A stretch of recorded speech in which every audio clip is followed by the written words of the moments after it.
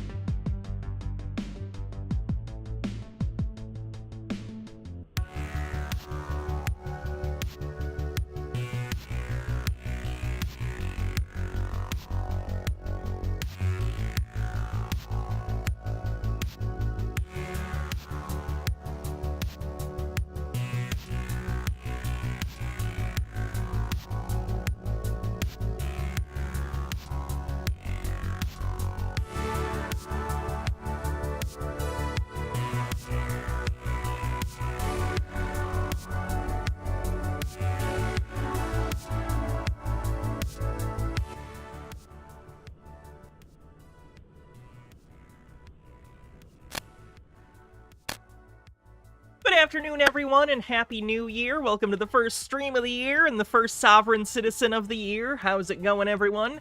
Hope you had a wonderful new year. Hope you're ready for some creepy Marcel AI action. And, yeah, just hope things have been good. How's it going? Let's see if I missed anything. Hey, Mr. Blast, how's it going? Bumble Homestead, thanks for gifting a sub to Spokane Dogman. Much appreciated. And hello everyone on YouTube, how's it going? If you could, do me a favor and thumbs up the stream. I would appreciate it, it would help out a lot. And, yeah. I had a nice I had a nice few days off. It was good. It was nice. Took a nap earlier too, so that's good. You refuse to recognize 2025 jurisdiction? That's not even a real year. 2025 is a fake year. Did you know that in 2025... you're as close to 2050 as you are to the year 2000? I hate that. Slowly, we all creep closer to our mortal end. Anyway, let's watch some weird Sovereign Citizens. How's it going? All right, I'm in a sci-fi outfit. It's the future. We did it. We did it. Anyway, so yeah, let's see what Marcel's been up to. Marcel has made himself AI. I don't know how else to break that to you. He's putting out videos made using AI. He just takes pictures of himself and makes them talk. So let's see some of these videos. Ashley One Up says, Marcel GPT, no matter what you ask, the answer is, I'm a judge, you're fucked. Hey, just a peach, how's it going? Not too late, we're actually just about to start, so perfect. Lennon Cat says, I've lived for over 13,000 days without dying once. Statistically, I'm immortal. That checks out. Let's hope quantum immortality holds up for you. Alright, so anyway, like I said, Marcel's doing AI stuff now. It's creepy, so let's get this out of the way. Prepare yourself! I apologize. I didn't make this. Welcome to privatelawtrusts.org, where we empower individuals and communities to reclaim their financial freedom and secure their assets through the power of private law trusts.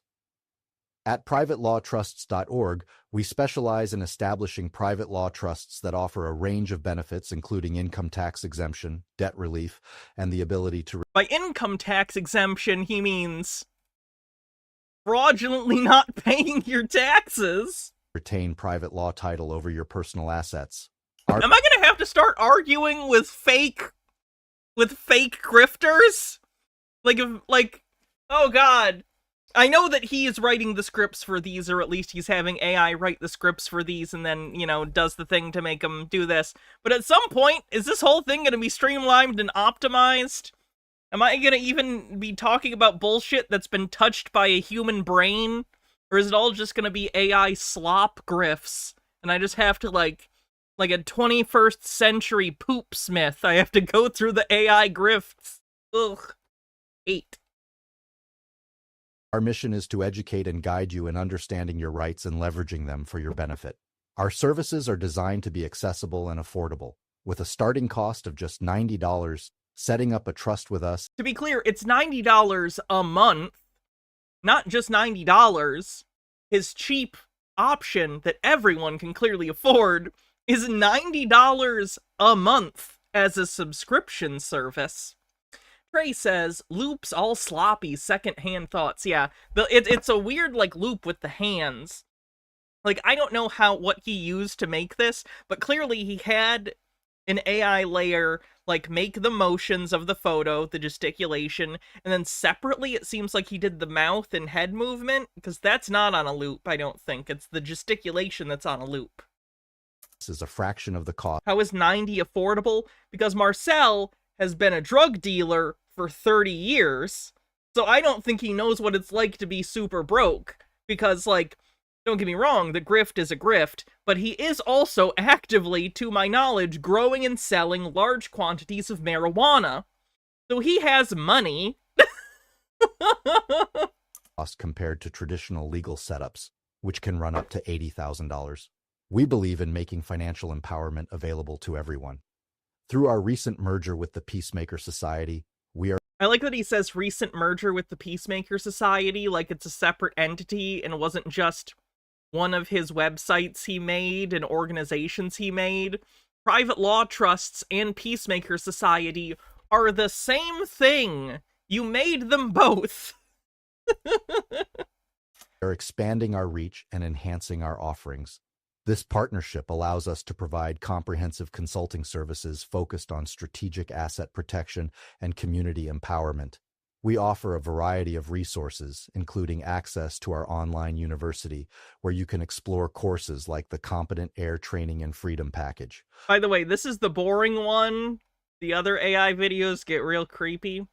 H-Baird says, the mouth and head motion is disturbingly good. Most AI YouTube ads I see look like Clutch Cargo, where it's clearly a looped clip with the mouth moving on its own. The future is here, and it's stupid. Isn't it? I hate it. Our mentorship program, priced at $90 per month, provides ongoing support and guidance as you navigate the world of private law trusts. Our clients span across Canada and the USA, including 25 First Nations communities, and we are proud of our 90% success rate in debt relief outcomes. 90% success rate. I'd love to know where we got those numbers. Over 500 active trusts established. I actually haven't seen Alien Romulus yet, Ashley One Up. Established since 2000. I plan to watch it at some point, just haven't gotten the chance. Right now I'm in the middle of Severance, the show on Apple TV Plus, which has been really good. I like Adam Scott, and he's been great in it. Ben Stiller's the director. Would recommend. If you haven't seen Severance, check it out. 2009, our track record speaks for itself. Don't Google anything about it. Just go in, dry. If you like Black Mirror, you'll like Severance. Join us at privatelawtrusts.org and take the first step towards securing your financial future.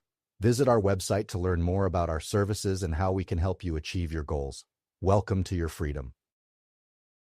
Oh, and he fucked up the editing here, so it keeps gesticulating blankly for like a minute without any more of the script for it to read. So it just glitches and just... Did I finish it? Not yet. We're watching more episodes tonight after this. Welcome to the Hall of Presidents. I am Abraham Lincoln.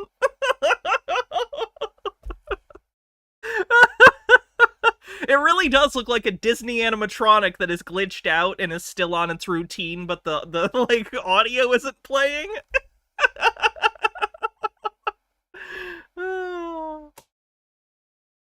Anyway, so more of his AI. Let's get into this. Oh boy. Oh, this one creeps the shit out of me. This one's the closest to looking like real Marcel, and this is horrifying. This is genuinely fucking scary. Hello everyone, I'm Marcel Bissett, or rather, my AI avatar. It's incredible to be here with you today, embracing the future of technology as we transition into a fully AI-driven era. This one he didn't just use a photograph to make. I think he actually used video. It looks a lot smoother. You can still tell where it fucks up, but like, it's real uncanny. My journey over the past 15 years has been nothing short of extraordinary. From the early days of advocating for freedom and financial empowerment, to now, where we stand on the brink of a technological revolution. It's been a challenging path, but every step has been worth it. I'm thrilled to announce that we're integrating AI into our operations, making it possible to deliver perfect, consistent results for everyone. AI offers us the ability to scale our proven methods and reach unlimited numbers of people, starting in 2025. This transformation allows us to it's having a little trouble with the beard occasionally, too. You'll notice when he moves, it has trouble catching, like, the texture of the beard and keeping it moving consistently. Michael Richards, thanks for following. These pretzels are making me thirsty. Successful outcomes and insights into an AI system that can operate tirelessly and flawlessly. I would agree, Amber, but here's the thing. It's not going to be illegal. So just hold on. Shit's going to get real bad. Real bad. Oh boy. Imagine the possibilities. AI can handle complex tasks, provide personalized guidance, and ensure that every client receives the best possible service. Our mission has always been about empowering individuals and communities, and with AI, we can amplify this impact exponentially. We're excited to take... Like, why is the AI, like, looking to the side? Like, clearly that's something Marcel does from time to time, as everyone does, but, like, it doesn't contextually know when to make him do it? Ugh. Leap forward and continue our... It's like a Terminator. Not quite right. Our journey with even greater momentum. Thank you for being part of this incredible journey. Together, with the power of AI, we're poised to achieve even greater success and freedom for all. Here's to a future where technology and humanity work hand in hand. Welcome to the next chapter. Okay. Now here's, if you're wondering, how many videos with this AI does it take for AI Marcel to start getting way too personal and talking about his issues like normal Marcel? And the answer is 3 videos. 3 videos is how long it takes for AI Marcel to start getting way too personal like normal Marcel. Hi, this is me at 18. I'm on the brink of a new chapter. I just welcomed my son into the world, my tiny bundle of hope and dreams. I was filled with excitement, ready to raise him with all the love and loyalty I had to offer. A family of my own is what kept me going as I overcame my own alcoholic family to be a perfect dad. But he's a perfect dad, everyone! We promise. He said so, so it has to be true. Life wasn't as simple as I had imagined. I was trying... Your hypothesis is that Marcel was very upset he kept going off the handle when trying to do his lives, and he's doing AI because it allows him to have a calm, consistent message? Maybe. It does sound more sane than him.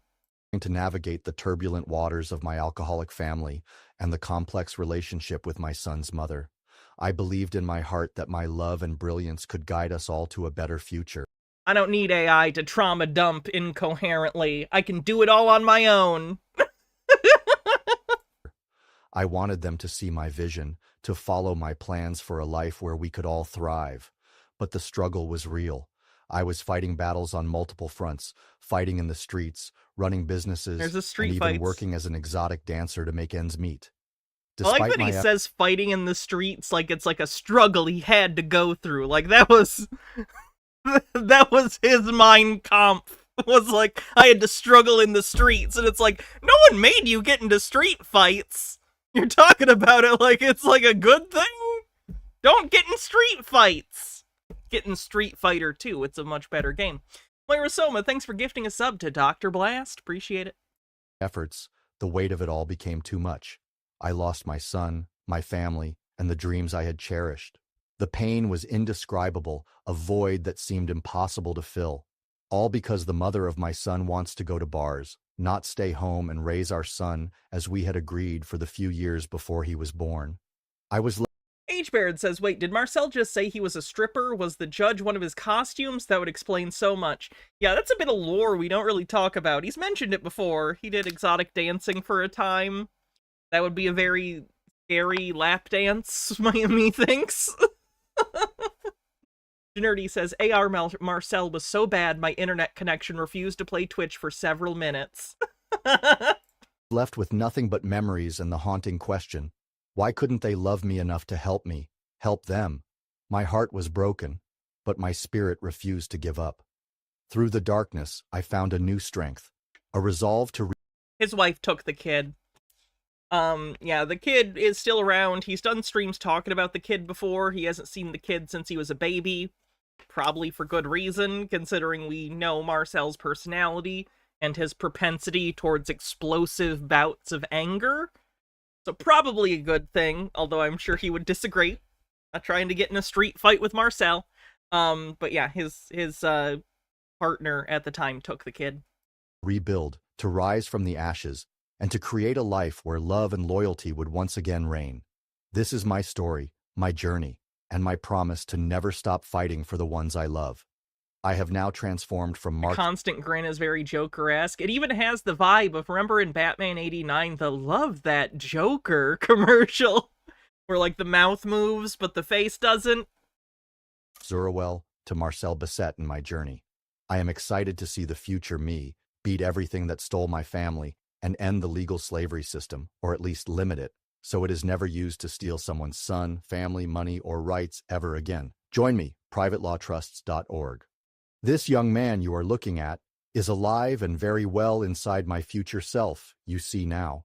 The passion of a new dad whose son was stolen. This work is my dedication and proof of my love for my son. The only way I can help him is to change the world for the better. Evil must be defeated for my son to be safe. Lucas, if you ever see this, I love you with all my heart. I wish all parents and families the ability to love each other, stay together, and never have any legal fraud pretend government ever has the power to ruin someone else's life, as they ruined mine. If I knew at 18 what my future self now knows at 45, my son would have never been taken. I am here to help you save the love in your life, those you love, from the slavery matrix legal system. www.privatelawtrusts.org. Visit now, free videos at bottom of website. Just click social media links. You can message. It's a hell of a villain origin story. No, Bissett's not his real name. He mentioned it in this video, so I'm fine saying it. His real name was like Mark Zurowell. He changed his name. I don't know if he did so legally or just like colloquially. He just started going by it. I don't care. I'll respect whatever name people want to go by. He wants to go by Marcel of the family Bissett. Fine. The 45-year-old me via the website. God bless you all. Citizen means owned slave. Let's be free together. No one will ever steal my freedom from me, ever again. Never mind ruin anything I love and protect as a grown man. How old is his son?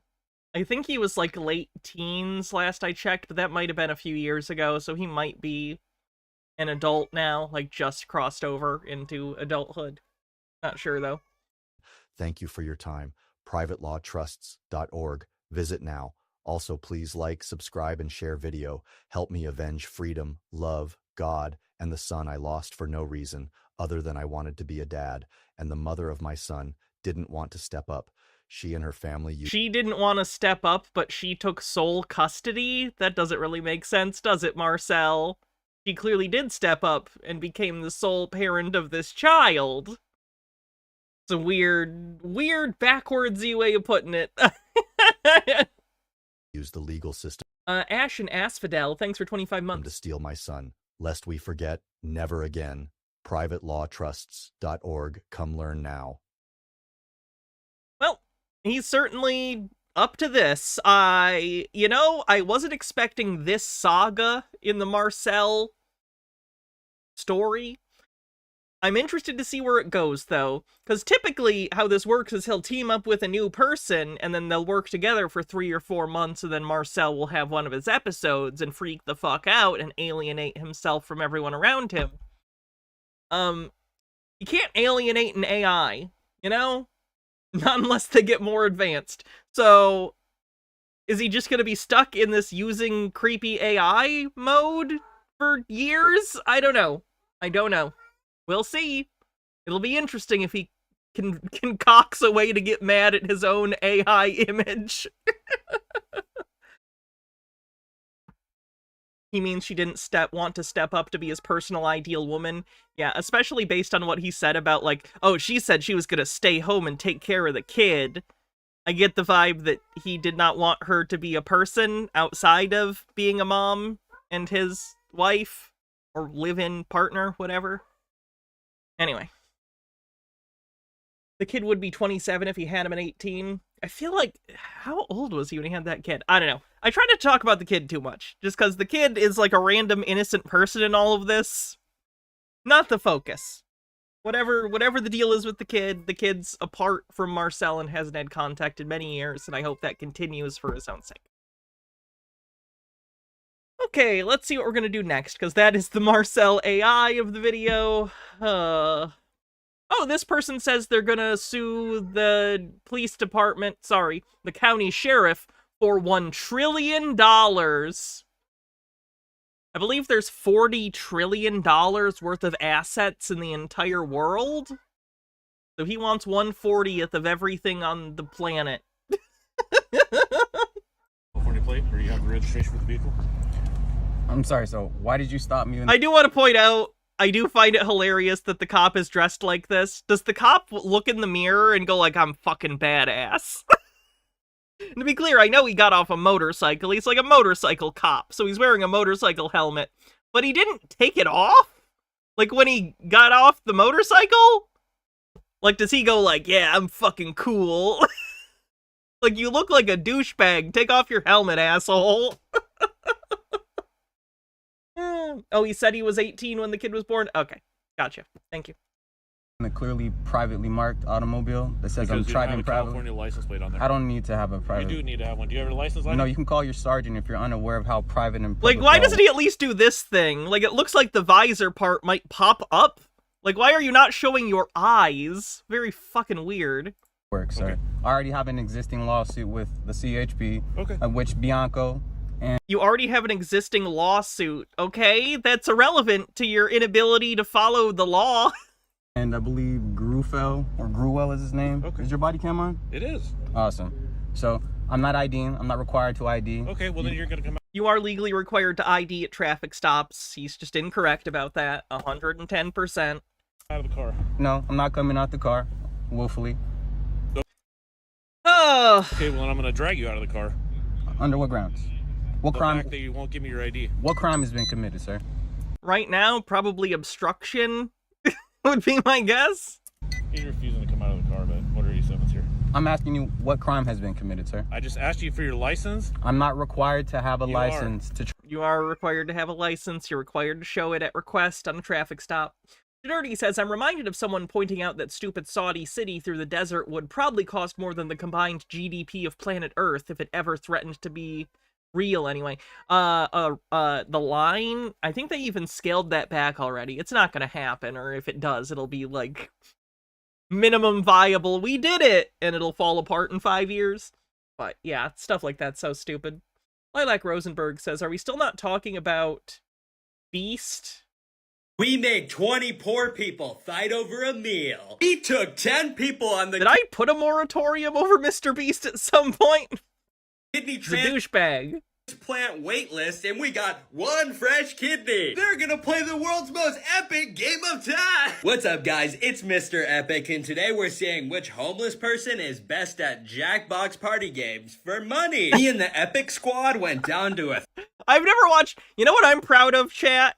I've never seen a single Mr. Beast video. I'm aware of him through cultural osmosis. I know his vibe from parodies. I have never seen a single Mr. Beast video. I'm pretty happy about that.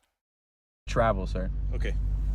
Sir, please, I'm not. You want to get out? Don't Sir, roll the window up on me. Don't come in my private automobile, Get out of the sir. car if you're not going to give me your ID. I'm not willfully coming out, but I will comply commercially Okay, well under then give me your under license. threat, duress, and Give coercion. me your license. I don't have a license. You don't have a license. I'm not required to have a license. You are sir. required. Okay, hot take. Don't admit to breaking the law to the cop that's about to arrest you. Do not admit to the laws you are breaking in front of the cop who's arresting you. Can you please call your...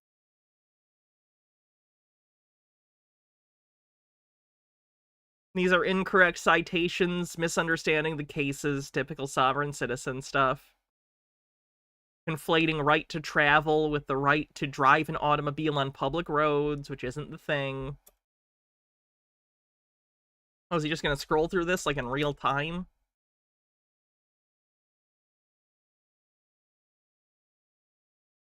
to have a license. You are. sir.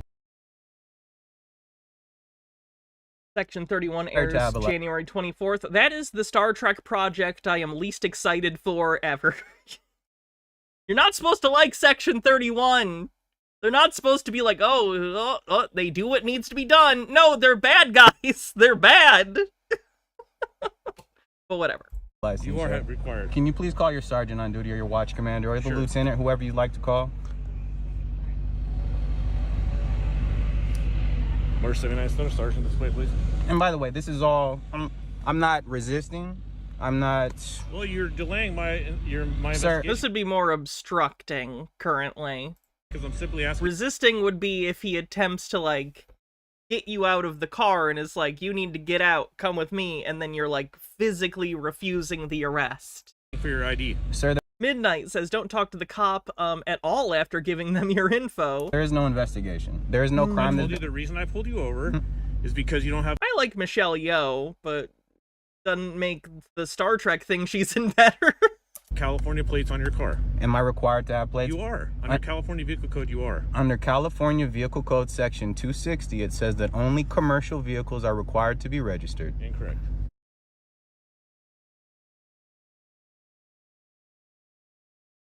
He's incorrect. This is another issue that sovereign citizens have, where often they don't understand that the definitions within a specific part of the code only apply to that part of the code.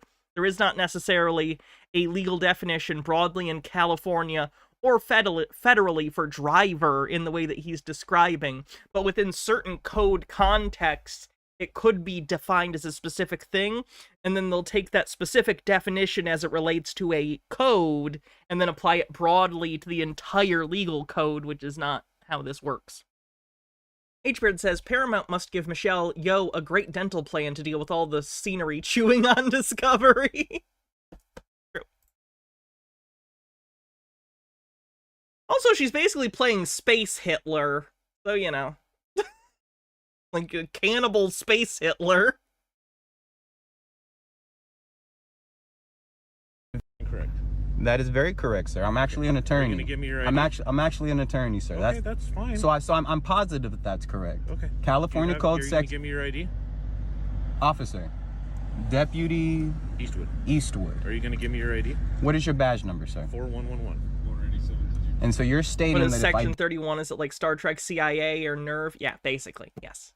don't ID, what exactly are you going to do for me? Or to They me? were introduced as antagonists, but apparently the newer showrunners, basically since Enterprise, don't get it. I've noticed about Section 31, but whatever. What are you going to do to me if I don't ID? You're going to come out of the car. Why would I come out the car? Because you're refusing to identify yourself. No, sir, I'm asking you a direct question. If I don't ID, you're threatening to drag me out of my private... I will pull you out of the car if you don't willfully come out of the car. So you're threatening to drag me... I'm not threatening. I'm just telling you what's going to happen. I'm not under your jurisdiction, sir. You are. I'm asking you to step out of the car if you're not going to provide me with an ID. Sir, so if you want to provide me an ID, then you can stay in the car. I'm good with it. What is the crime, but if sir? you're not, what is the crime? We've already gone over this. There's no crime, correct? There is. What is the crime? You don't have a California... That is not a license plate. crime, sir. That is a federal statute. That is a statute. That is an infraction. There is no... A federal statute. No driver's license and what's the license plate laws are state. They're not federal. It's not federal. None of this is federal. What are you talking about? Also, there are no sunglasses. See? He's just got eyes under there. No crime. Okay. You have just pulled me over because I have private plates on the back of the car, which literally says CA section 260, which literally says...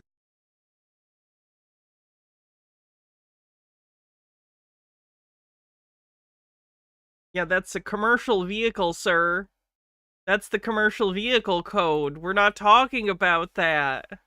It's on the back of the car, which literally says CA section 260, which literally says... Are you going to give me your ID? Sir, I'm trying to... Or are we going to get out of the car? I'm trying to communicate to you that you're violating my rights right now and that you're acting straight up in complete conflict with the Constitution. I'm not. I told you why I pulled you over. I've identified myself as Deputy Eastwood with the Sheriff's Department.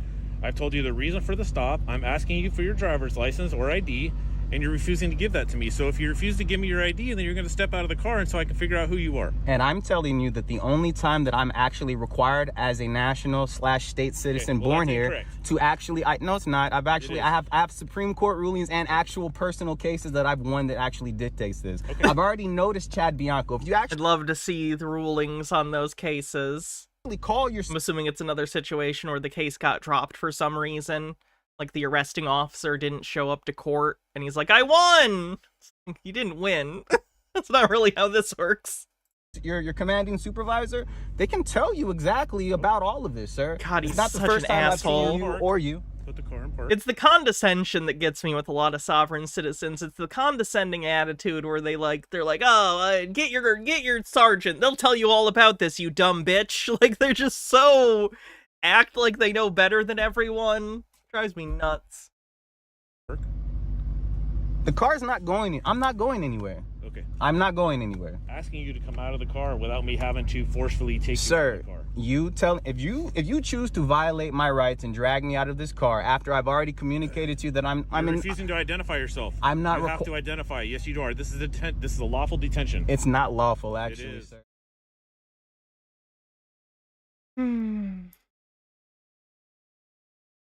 Already on the way. Detention and there's arrest. There's That's incorrect. Difference.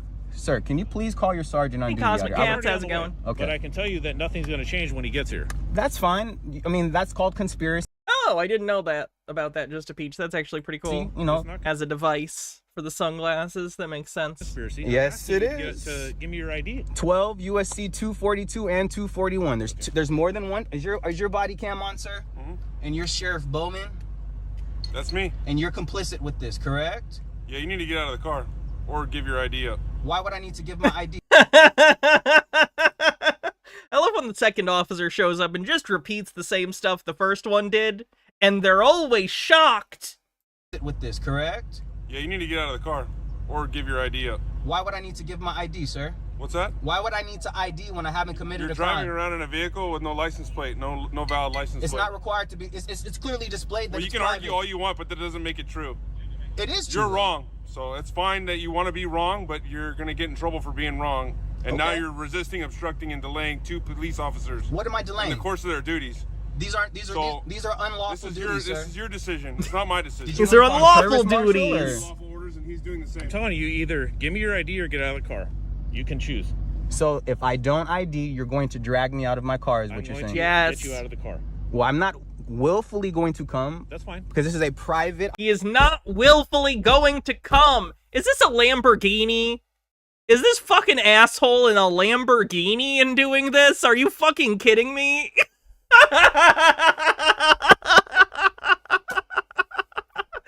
I just noticed he's in a fucking Lambo. So he's a rich idiot. Okay. So he's not just an asshole. He's also rich. Okay. Fuck him. Automobile as displayed, but you're telling me that if I don't get out the car, you're gonna drag me out the car, right? I'm going to pull you out of the car. Okay, so I'm gonna go ahead and grab my paperwork now to show you. Sir, you can holster your weapon. Okay. You can holster your weapon. Nobody sir. asked you to reach for anything in your glove box. I did this. Where's your driver's license? I don't have a driver's license, but I have a passport. Okay. Okay, a passport doesn't say you're allowed to drive on public roadways. That's not how this works. Is it in there? That's why Can I I did have it, this. I can get it for you. It's Okay. a big glove box. Perfect. See, I'm opening the glove box, sir. You can holster your weapon. It's just papers. Are you okay? This guy just unholstered. I can't see what's underneath. That is a little funny considering how jumpy cops are. I don't like the sob sit, but I do find that a little funny. Are you okay? You okay?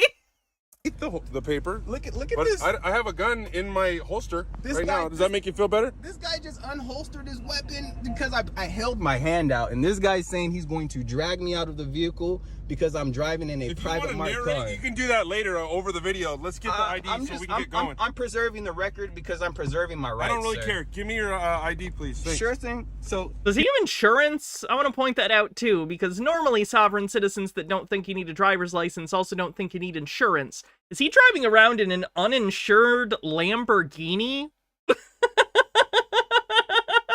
Because that's pretty funny. here's a passport Okay. with clear documentation. See, that's just paper. Why is the ID comically big? It looks like he copied it. I don't think it's the original. I think it's like a blown up photocopy. That looks like somebody printed it out on a printer. That's not a real passport. Oh, I can give you the hard copy. Where's my license? Where's my wallet to get the passport? I don't know. Okay. You're really making this difficult. No, sir. I just know my rights, so I'm gonna grab my. No, wallet you right don't! now, okay? You don't need to get. Sir, you need to be Swallow, more okay? aware of your wrongs. Yes. Just grabbing my wallet. Look, wallet. Passport card matching that. Okay. Stars on top indicating I'm a national, as passports are only issued to nationals. Okay, can I see that? What?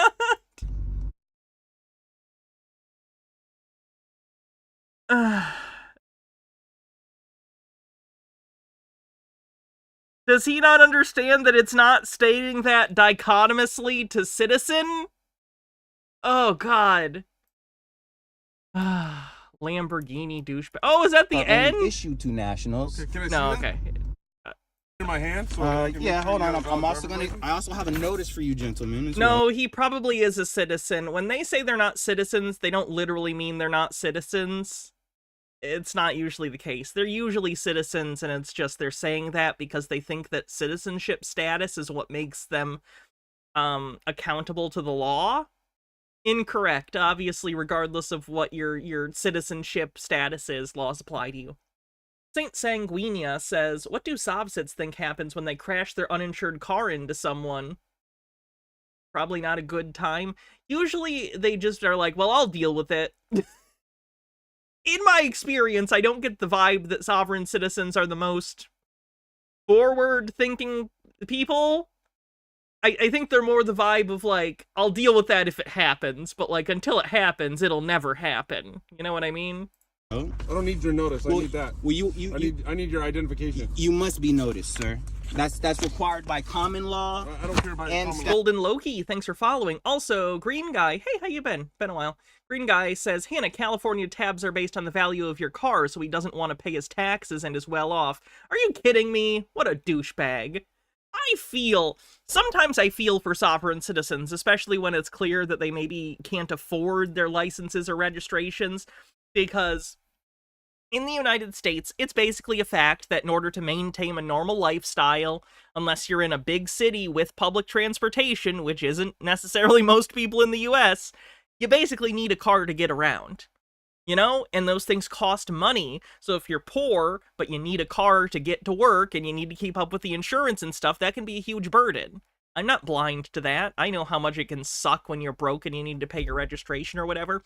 So on some level, I can feel for sovereign citizens who are, like, poor, in a situation where they're desperate. Like, I get how people get tricked when they're desperate. But if you're a rich douchebag and you still get tricked by this kind of thing, not a lot of sympathy to be had, if I'm being honest. You weren't desperate.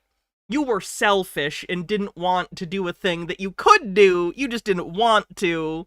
So you got into this whole bullshit ideology. Not very sympathetic to that, if I'm being honest. Ginerdi says, for the probably 3 people who don't know, Ferrari actually helped create Lambo.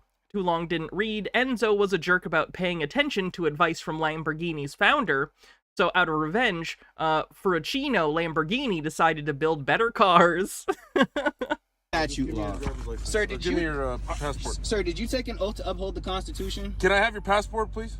Sir, did you take an oath to uphold the Constitution? I'm not answering your questions right now. This isn't... You're not detaining me. I'm detaining you. So Give me your passport. Am I arrested? Give me your passport. Am I arrested? No, you're detained for the 5th time. That means I'm arrested. No, it doesn't. If I can't... It means give me your passport. That's what it means. You don't know the law, sir. Okay, whatever. There you fine. go.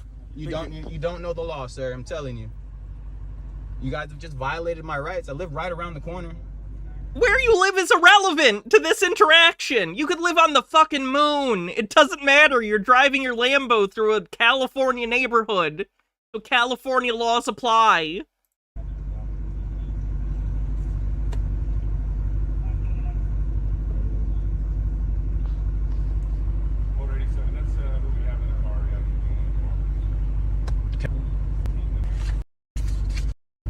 I'm gonna exercise my rights to remain silent at this point, and you guys can provide me counsel if you need it. Oh, you got a misdemeanor warrant. All right, put your car in park. There's no... He has a misdemeanor warrant. They're gonna arrest him. Yeah! Alright, for this one shining moment, let's enjoy a rich, selfish asshole getting arrested. Woo! misdemeanor warrant, sir. There is, put your car in park. One shining moment. Okay, step out of the car. Sir, there's no misdemeanor warrant. What do you mean there's no misdemeanor warrant? He just said he looked at it on his fucking police computer. What do you mean, no? See what I mean? This is the kind of rich asshole that thinks he can just be like, no, I get to dictate reality because I don't like what you're saying to me. Fuck this guy. Gillis Filler says, Ferrari as a company is the worst. They will outright refuse to sell the nice models to you. You have to buy the lesser ones first before they'll let you buy the nice ones, regardless of if you can pay for it. Well, I'll think about that before I choose my luxury car brand. These are issues I will never have. I don't care about the hoops rich assholes have to go through to buy their luxury comfort blankets or whatever the fuck. Misdemeanor warrant, sir. Right. I'm gonna take your seatbelt off and you're gonna step out, okay? Okay. If anything, luxury brands should be meaner to rich people. Good for, you know what? Good for Ferrari. Every single rich person being charged for anything should be fucked over intensely at every step. You have a warrant for your arrest. Come on out. I'm not resisting. Okay, good. Then don't resist. I'm helping you. It's not in park. I'm putting it in park. Okay, perfect. I'm not resisting. No, thank sir. you for not resisting. I I'm appreciate not that. Put your hands behind your back, please. I'm gonna take your phone and we'll put it right here on the thing so you can record all this if you want. Sir, I'm not resisting. There's no warrant, I promise you. Well, there is. What is it for, sir? Well, I think it's actually for resisting somebody else, not us. I don't even have as much as a parking ticket, sir. Can you please... Well, I guess you're gonna have to sort that out at the courthouse, okay? Huh? What? Huh?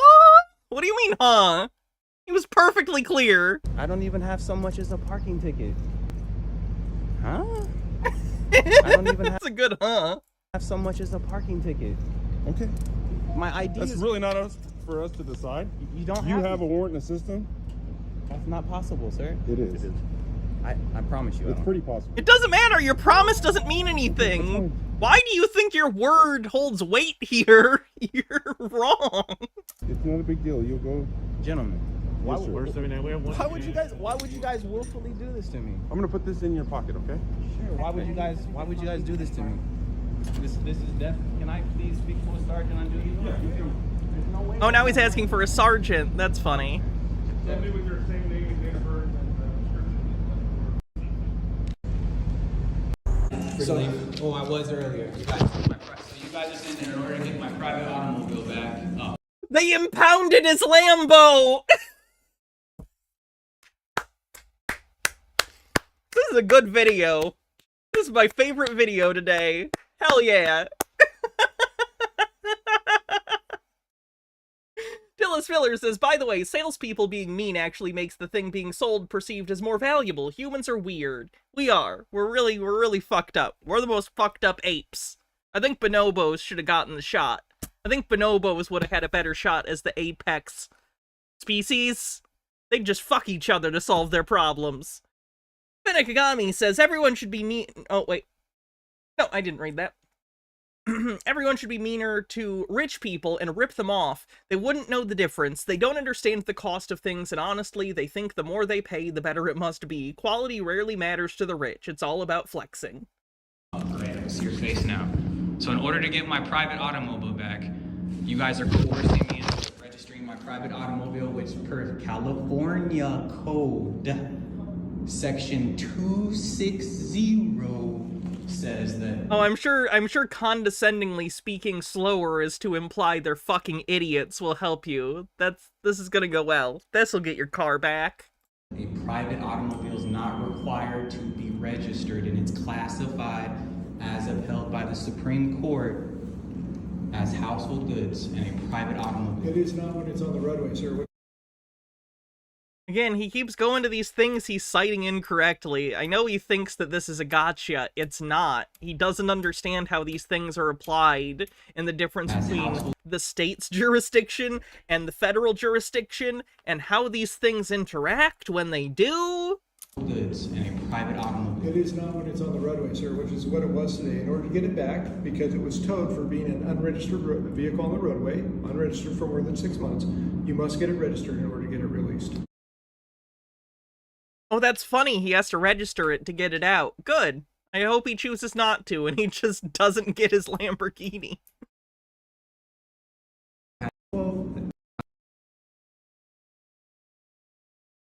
And you're aware that the car had a private plate displayed on it, which yes, I'm clearly... aware it had an illegal plate that you made yourself. Yes, sir. Well, illegal is subjective, sure. Did you just say illegal is subjective?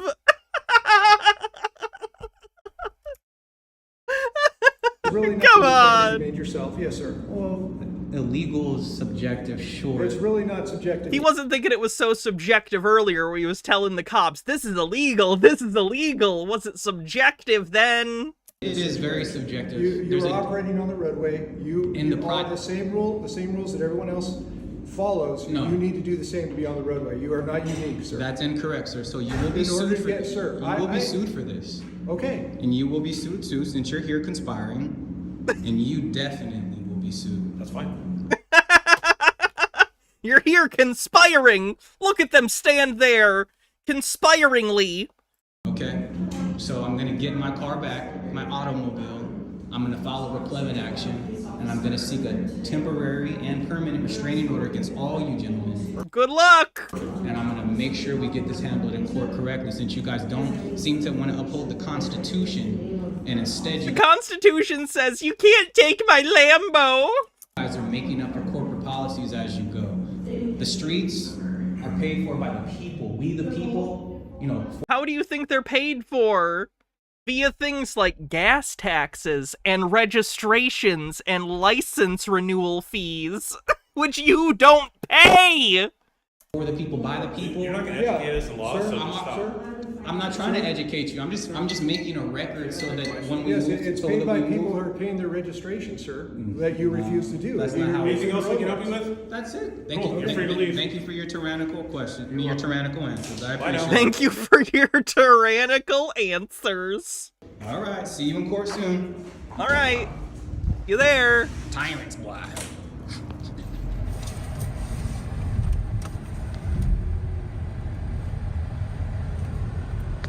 So now we're in another nice car. He's in the passenger seat, though, so presumably he's not driving. What vehicle is that you're looking for? Lamborghini. Lamborghini. Okay, go straight. Oh, okay, it's not even his. This is like the lot's car, and they're just taking him to his car to get his stuff from his impounded vehicle. There with a couple of minutes with you. Okay.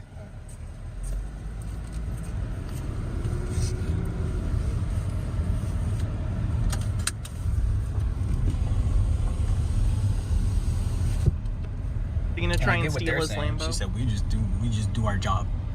That's all we do. We do job. You get what I'm saying? Is he complaining to one of the workers at the lot? Sir, they don't care. I'm sure everyone who comes in bitches at them. They don't care. They're just here to fucking have the car. I can show you a lawsuit and a lien and she. I don't even know what you're talking about. Yeah. So I mean, it's right there, Dad. Right there. Oh, that's right there, Dad. I got you.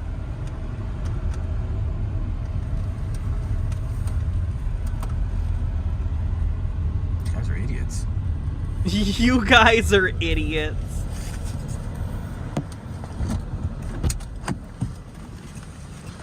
Maybe. I don't care.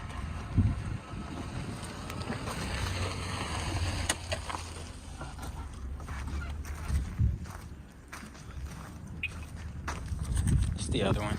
Bottom one.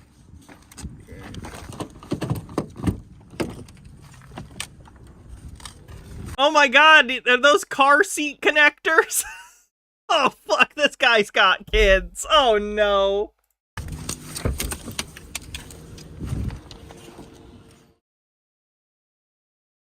Oh.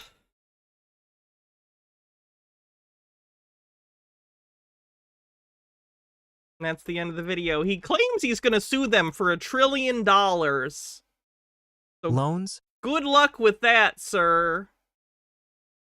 I'm gonna save this channel, and we'll look back in the future and see if he has any more interactions. Alright, moving on.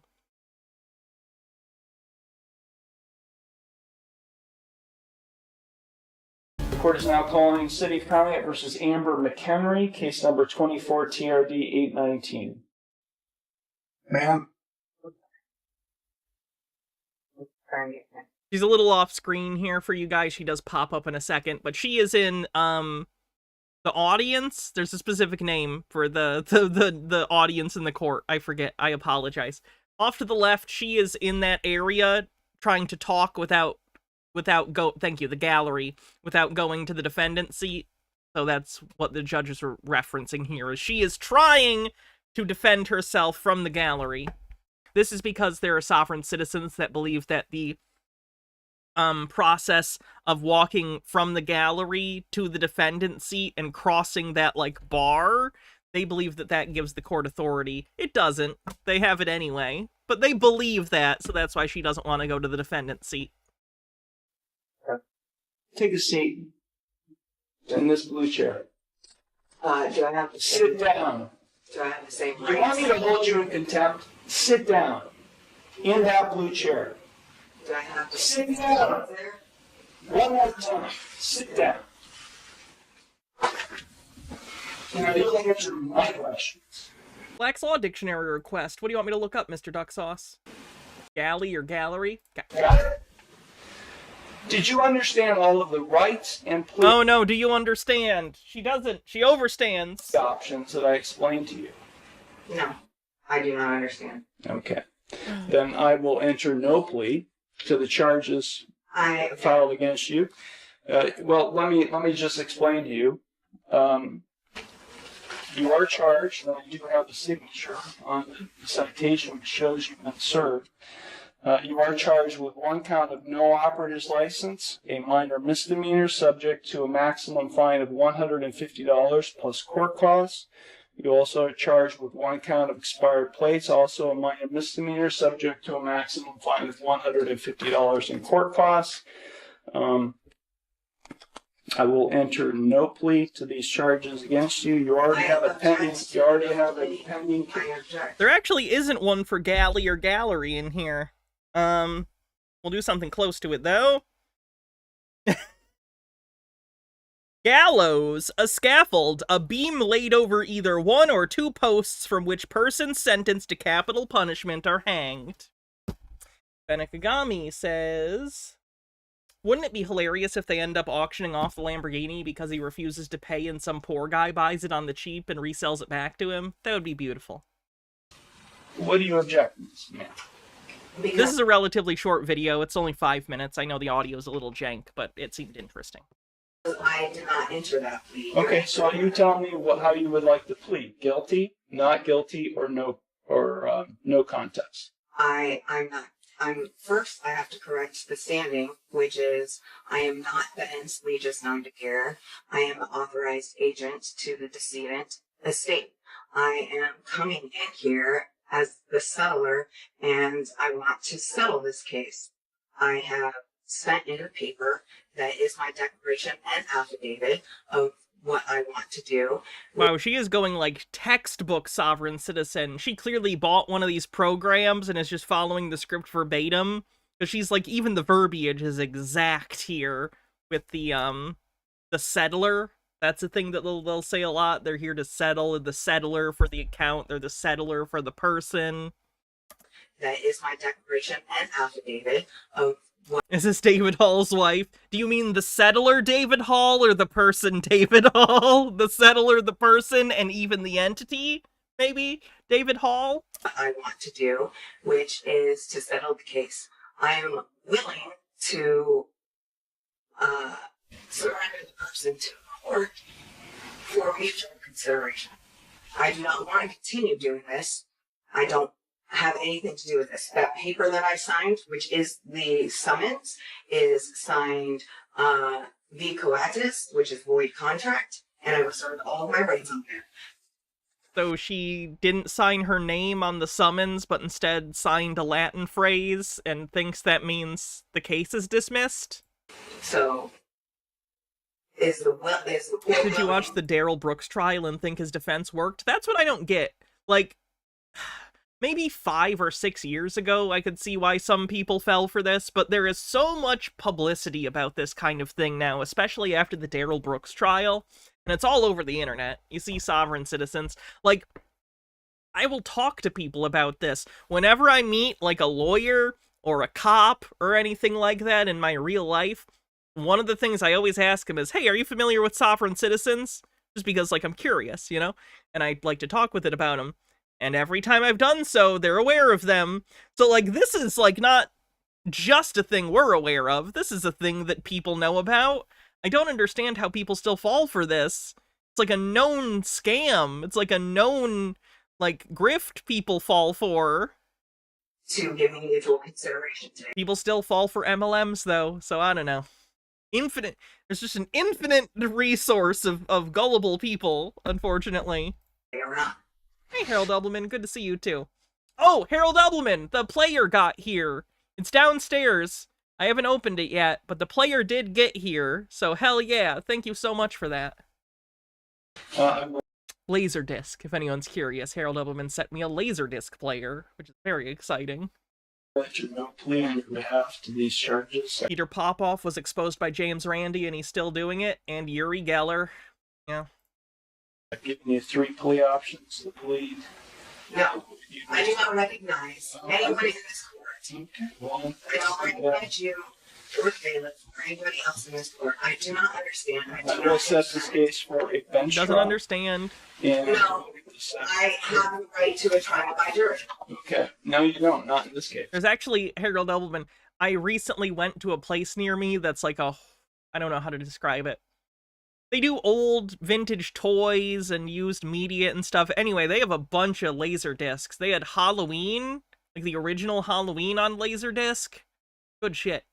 Benekagami says, people still fall for the Nigerian prince scam. Do they? Variants of it, but yeah, there's gotta be.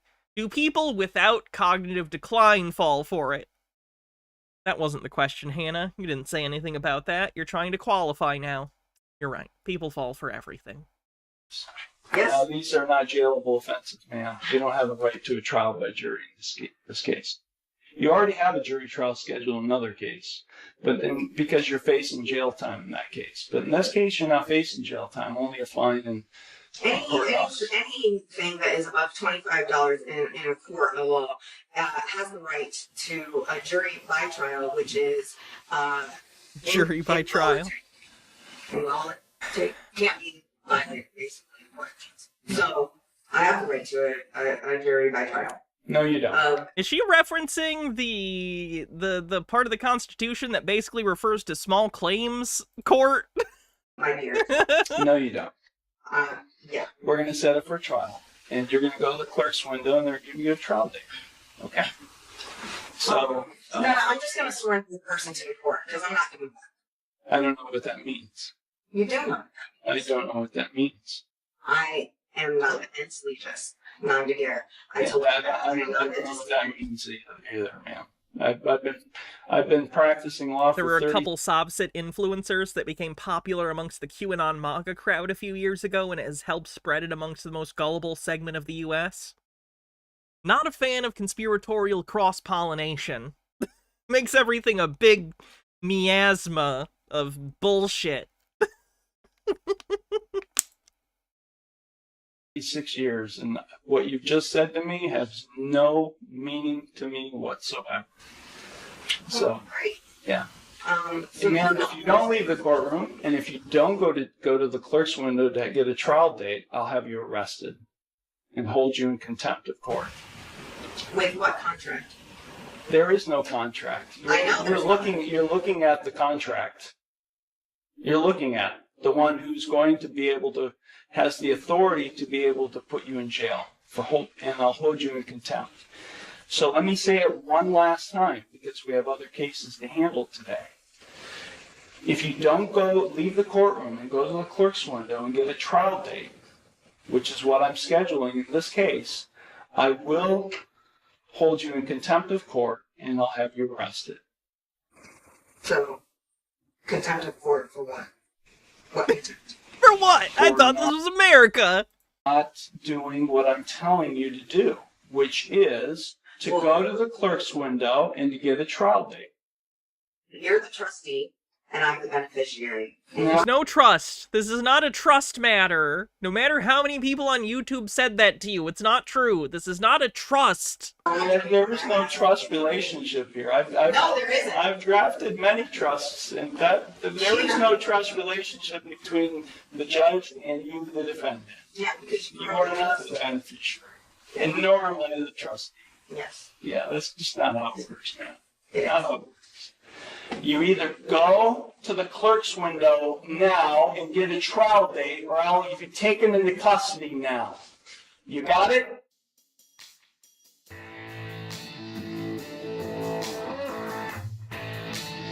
I think she does go to the window, because there is a follow-up on this. I don't know if we'll watch it, just because the audio is pretty bad, and I don't know how interesting it is in the first place, but she does show back up, so that's good, I guess. Alright, moving on. There will be no further arguments because with a B at the end. But we have one informal hearing scheduled for both of those cases because they both arise out of the same transaction, so to speak. And I guess, Officer Kellums, is there anything before I begin? No, sir. All right. Mr. Williams. Green guy with a $3 tip says, Hannah, now that you are doing a year of costume, should you change the tip goal to something else? Like you buy a puppet and do the stream with the puppet as your co-host? That's oddly specific. Do you want me to do a stream with a puppet? It's just such an oddly specific request. I'll consider different things, maybe, because we already have like a year stacked up with this, so other goals would probably make sense. Pogo stream? I would be afraid for the structural integrity of this house. I also haven't pogoed since I was about 14. Oh god. Oh god, that's more than half my life ago! Oh fuck! Here because you were issued a citation, and in each of those two cases, Nice article about how we're doing. Bourbon Street reopens to revelry after deadly New Year's attack in New Orleans. Oh. For each of those violations, you have 3 possible responses to the citation. You can, first, admit responsibility. Happy almost birthday, Densetsu. I'm sorry you feel old. Be assessed the fines and costs and be done with it. You could, as a second option, admit responsibility with an explanation, hoping that the explanation would cause the court to decrease the fines and costs a little bit. Or you can deny responsibility and have your hearing. It's my understanding that as to both cases, you wished to deny responsibility. Is that correct? That is correct. Okay. Well, here's how the hearing works. First of all, I guess I should read the citation. In the case ending with the letter A, it's alleged that back on November 19th of 2024, you were over at Fountain Street near Meacham Avenue in the city of Battle Creek, and you were issued a citation for not being able to provide a proof of insurance. This is a civil infraction. If you were found responsible, all other things being equal, the court would assess $125 fines, costs, and fees. It is a 0-point ticket. And in the second case that ends with the letter B, that same date, time, and place, you were issued a citation for having an expired registration plate. That is also a civil infraction. It is also a 0-point civil infraction. If you were found responsible, all other things being equal, the court would assess $110 fines, costs, and fees. So first question, is that the ticket or the two cases that you thought you were appearing about, Mr. Williams? It is. Okay, and same question to you, Officer Kellums? Yes, sir. Very good. In every civil case, the plaintiff has the burden of proof, and in a case like this, that burden of proof is called by a preponderance of evidence. Only question I have is, will the laws of the U.S. Supreme Court be applicable? Yes, you're in the United States. So yes. And the federal statutes and definitions of motor vehicle and... I mean, I don't think federal statutes are going to come into play here. This is a state court, and they're dealing with state civil infractions, so no. Federal codes probably won't apply here. H-Beard says, Hannah, you won't be truly old until you pull a pair of shorts out of the drawer and the dried out elastic disintegrates. Automobile. I'll keep that in mind. I'll think of that statement when it happens to me in 10, 20 years. Will be applicable in this proceeding. They are the state of Michigan laws that will be applicable. Okay. The other question is, are you already not bound by U.S. Supreme Court rulings? Every court is bound by relevant Supreme Court rulings. Yeah. Okay. All right. I'm not sure why you're asking that, but that's okay. All right. So if you would both raise your right hands. Very good. All right. I think I'd make a cute elf. If you would begin, please. Something about the ears. I don't know. I could pull off elf. So on November 19th, 2024, I was on patrol for the Battle Creek Police Department. When I observed the vehicle that Mr. Roosevelt was driving, I observed that it had expired tags on the vehicle. I then conducted a traffic stop on Fountain Street near Meacham Ave. Found Mr. Williams to be driving the vehicle, where I issued him the citations. When speaking with Mr. Williams, he could not provide insurance, and his tags were expired. Okay. Do you happen to know when they expired? I do not off the top of my head, sir. Okay. What made you think they were expired? The wrong color and the wrong year on the plate itself, or some other thing? Yes, sir. Yes, sir. All right. Did Mr. Williams say anything to you during the stop about having insurance or not having insurance, or anything about the tags on the plates, anything like that? He informed me that he did not have to have insurance due to that he was traveling, and to drive a vehicle, you don't have to have insurance. Something regarding the Supreme Court. That's about all he said. Okay. All right. Do you want me to consider anything else at this point, Officer Kellums? No, sir. Okay, Mr. Williams, could you hear Officer Kellums' testimony? Yes, I heard his testimony. Very good. Thank you for your... Oh, no. I didn't like Patience, the way you said that. I need to know, sir. Okay, I did inform... I feel like he's about to impugn the character of this officer in the court, and I don't think the judge is going to like it. I don't know for sure. I just got the vibe.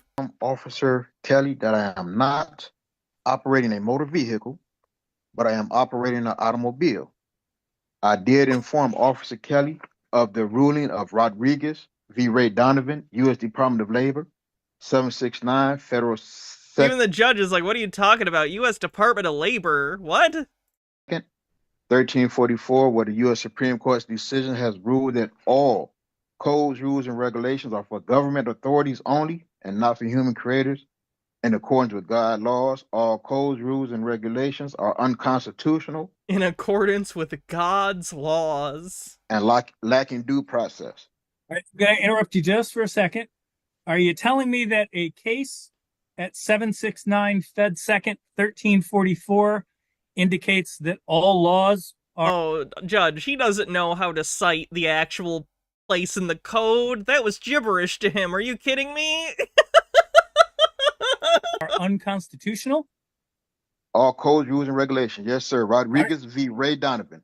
And you said that was Department of what? All laws are bullshit.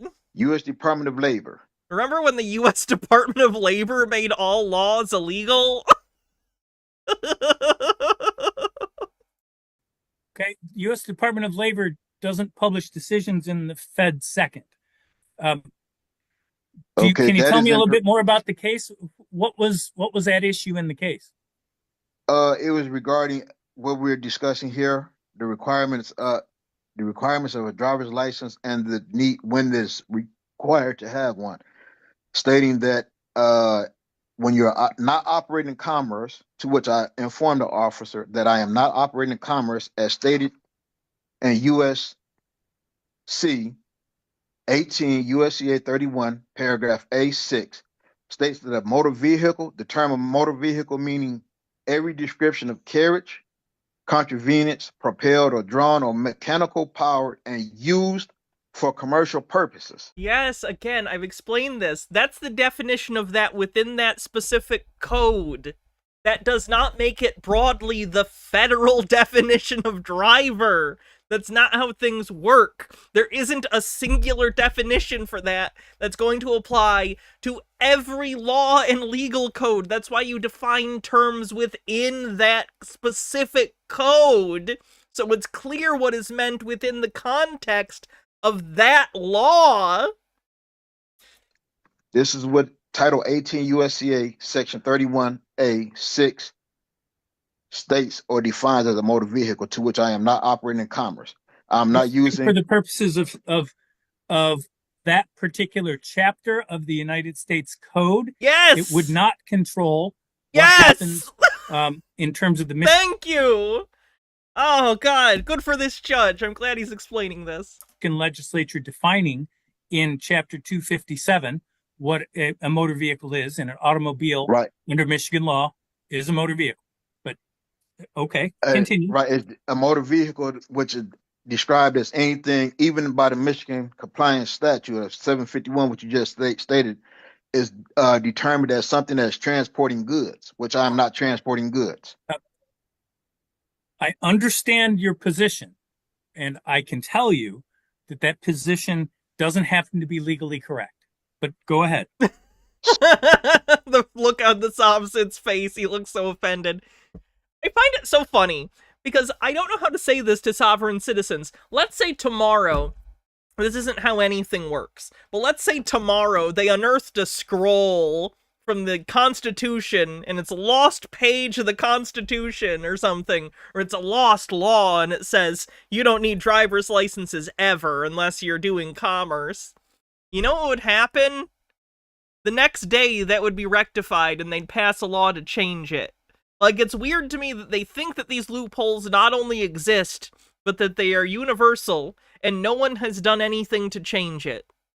Like, fundamentally, the fact is, as a society, we have broadly determined that in order to operate a deadly, deadly device on public roadways, where you are putting yourself and others in potential harm, a license and insurance and registration is required. That's just the fact. Any loophole you think you're finding about that doesn't change that as a society, that is the decision we have made. I don't understand it. I just don't understand how they're like, I found a secret thing, so I don't have to follow the rules. Like, it's so childish. It's so childish. So you're basically stating that there's a misinterpretation of what's in black and white. Yeah, you misread.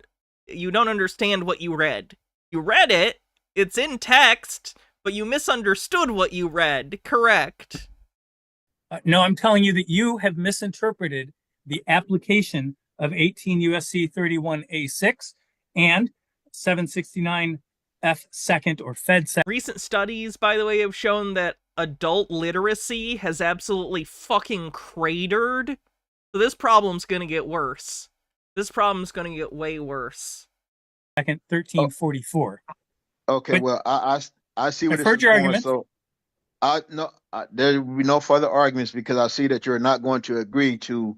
Because, like I said, I've given it to you the cases where they've like Shapiro v. Thompson, where the U.S. Supreme Court has said that a driver license is not a requirement. That you're trying to convert a right into a privilege, to which is covered by Article 1, Section 8. To which I'll ask you this: is that right? The right to travel? that is a right to travel, convey, however you want it, by the U.S. Travel. It is a right to travel, as in go between the states and the 50 states, unimpeded without having to go through, like, a border situation. It does not mean you can operate a motor vehicle on public roadways without a license. It would be like saying, oh, I have a right to travel, so I can fly a plane. I've never done it before. I have no license, but I get to, because I have a right to travel. It's not how this works. It's not how any of this works. What you just told me was that somehow but regardless, am trying to convert a right into a privilege. Now, the question I have for you is, what right has been converted to a privilege? My right to freely travel encumbered and now, unfettered. I will ask you this. How is your right to travel removed by receiving the citation? By trying to require me to have a license to operate a automobile, which is my private vehicle. Yes, and if you want to drive it on your private property, you're allowed to do so with no license or insurance. Fuck, you could have a 10-year-old drive your car all around your personal property because you're not on public roadways, so public road laws don't apply. You can do that on your private property, whatever, but you're on public roadways. And if you want to use those public roadways, you need to apply, or rather you need to abide by the laws about operating motor vehicles on those roads. Okay. All right. Is there anything else you want me to consider? No, sir. All right. Well, he thinks he nailed it. I can tell you this. The Michigan motor vehicle laws, including the laws that require you to carry insurance. Bravo Needs Bacon says, seriously, half this country is allergic to books America's cooked. Yeah, it's not good. It's really, really not good. That require your vehicle to be registered and require that registration to be current do not run in violation of any. On the bright side, my value as a potential employee, as a highly literate person, has never been higher, so I'll be fine. That's what I'm telling myself, at least. Right to travel under the Constitution or the United States Supreme Court decision that you have cited. In fact, Michigan courts have held that essentially the right to travel means the right for you to move from A to B, not the right for you to travel from A to B under your most convenient way. So you could walk from point A to B all you wanted. You could take a taxi or an Uber or a plane or a train or a bus. But if you wish to travel by using a motor vehicle, the Michigan laws are applicable and don't unconstitutionally interfere with the right to travel. It doesn't convert the right to travel into a privilege. You are not denied the right to travel. You may be denied the privilege of traveling via a motor vehicle that you are operating. So, okay, so that is what the law says, and that's what I'm finding. Is there anything else you want me to consider about that finding? Shuttleworth v. Birmingham, US 147. Oh, good. He's going to cite more. That'll change his mind. Do you mind telling me what the U.S. Supreme Court ruled in there? U.S. That's not his job. What are you talking about? Judge, will you tell me what this court citation says? I know he's doing it rhetorically. He believes that it says that he's in the right, and he's trying to get the judge to admit that. But, like, that's not proper. It's not proper to be like, judge, excuse me. What do you think this says?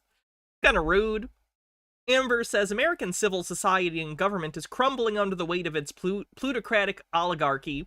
It started slow with the decline of union memberships and the defunding of education, especially non-STEM education, as well as with our refusal to invest in social goods like public housing and third spaces. It's nearing its completion now that Trump and his cronies are set to transform our nation into a kleptocracy. Woo! I'm excited for the arc where all the journalists start mysteriously falling out of windows. That'll be fun. 147 doesn't give me the site of a case.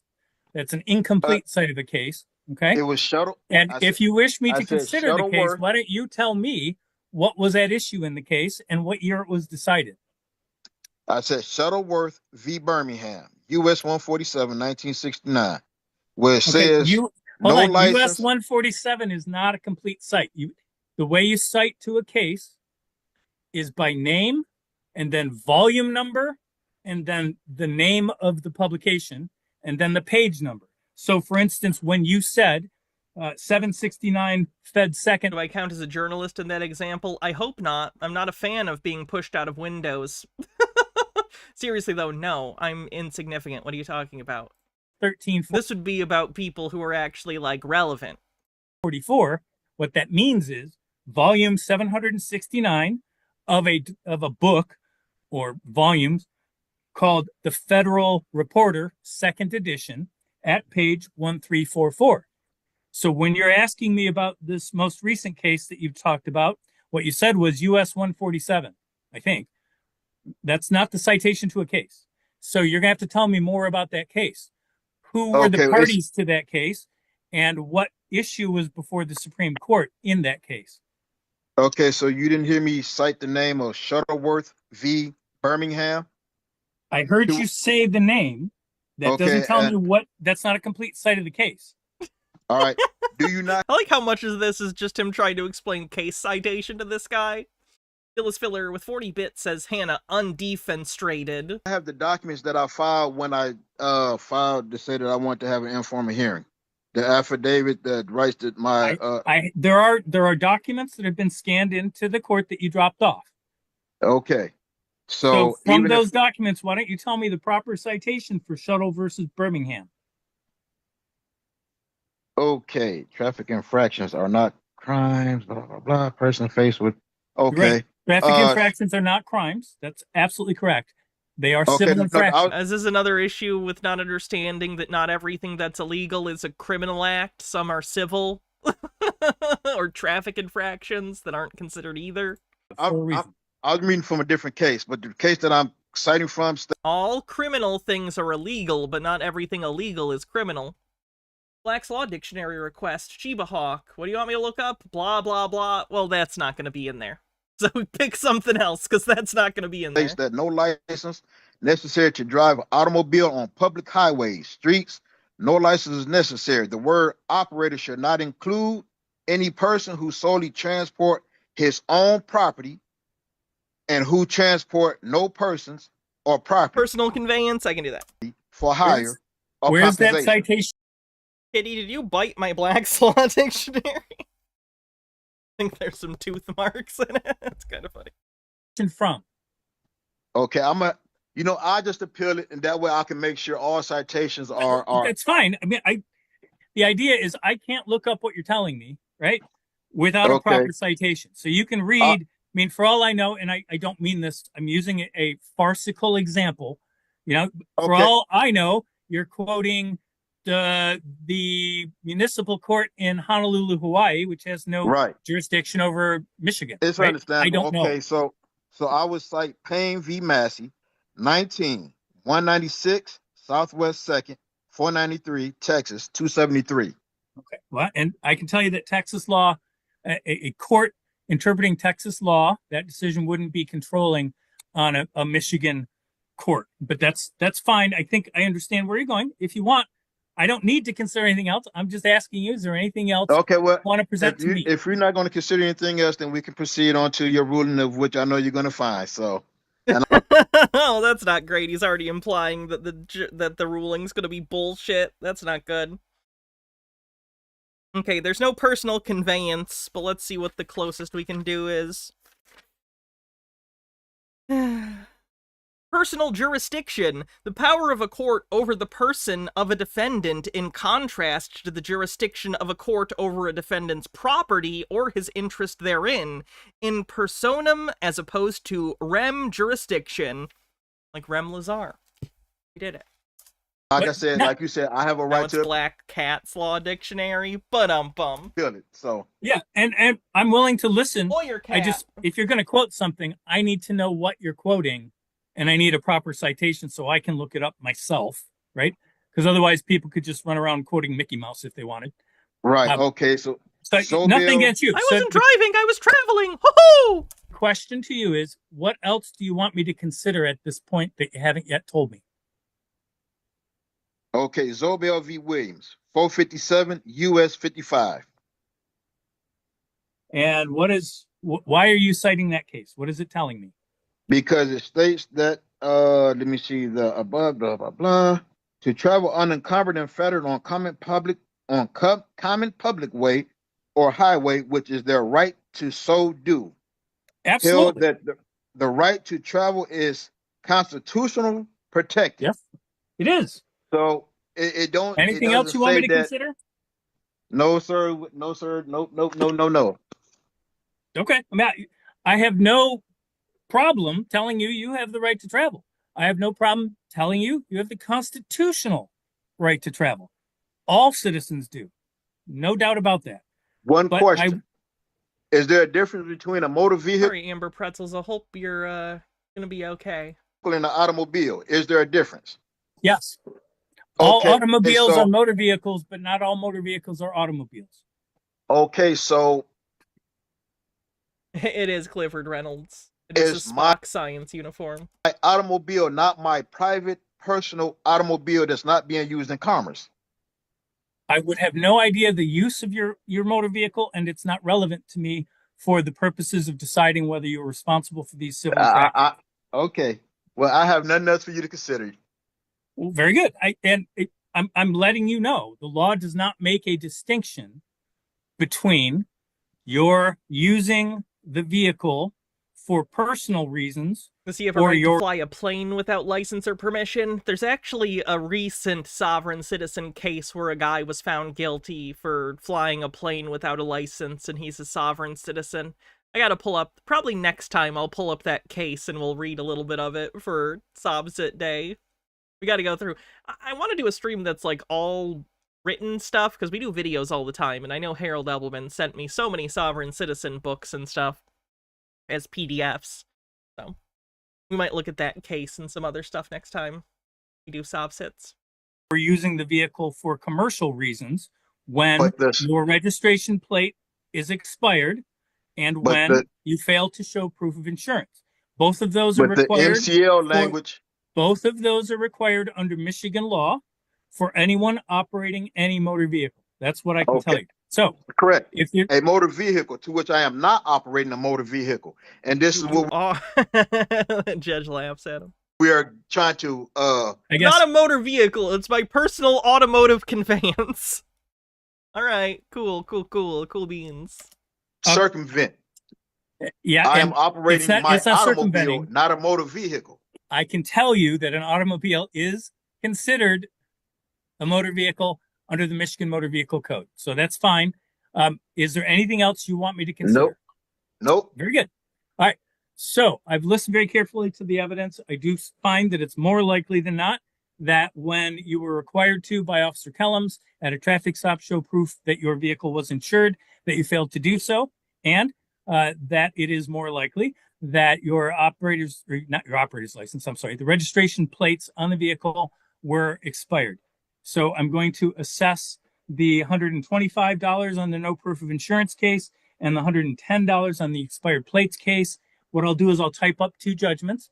I'll be sending them out to you. I believe we have your current address, but I'm going to confirm that the address that you want things sent to, Benton Harbor 49022. I actually thought about this, Solus. If I was in Starfleet, I would want this is like total nerd mental masturbation, basically. If I was in Starfleet, I don't know what division I would be in. I don't know what this would be under. Social sciences? Are social sciences also under the science division? I don't know. I would want to, when you visit new species, I'd like to learn about their media. So basically, it's my Blu-ray hyperfixation in space. I want to learn about the visual mass media of the various alien species and pretend it's a job. Is that correct? That is the address. I don't know where the other address is coming from, but that is my address. Well, I don't know what other address you're speaking of, but that's the address the court now has for you. So, historian who fell in love with Khan wore red. Okay, true. Both of those judgments will go out in the mail on Monday. And so it'll take, a couple days to get to you or whatever, but you should have copies of them. Certainly, I would say by the end of next week. If you don't, you can always come to the court and obtain a different copy, or you can call the court, and if they have to, they can try to email one to you, but they'll go out in the mail on Monday. And what I'll do is I will put February 14th as the date that those payments are due. 14th of this year. All right. Thank you both for your time and patience. You're all set. Have a very good day.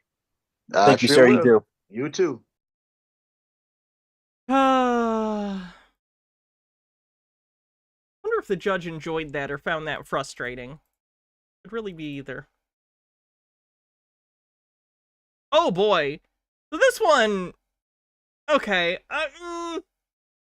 This one is kind of not a sovereign citizen, but it is a very strange court freak out that I wanted to watch.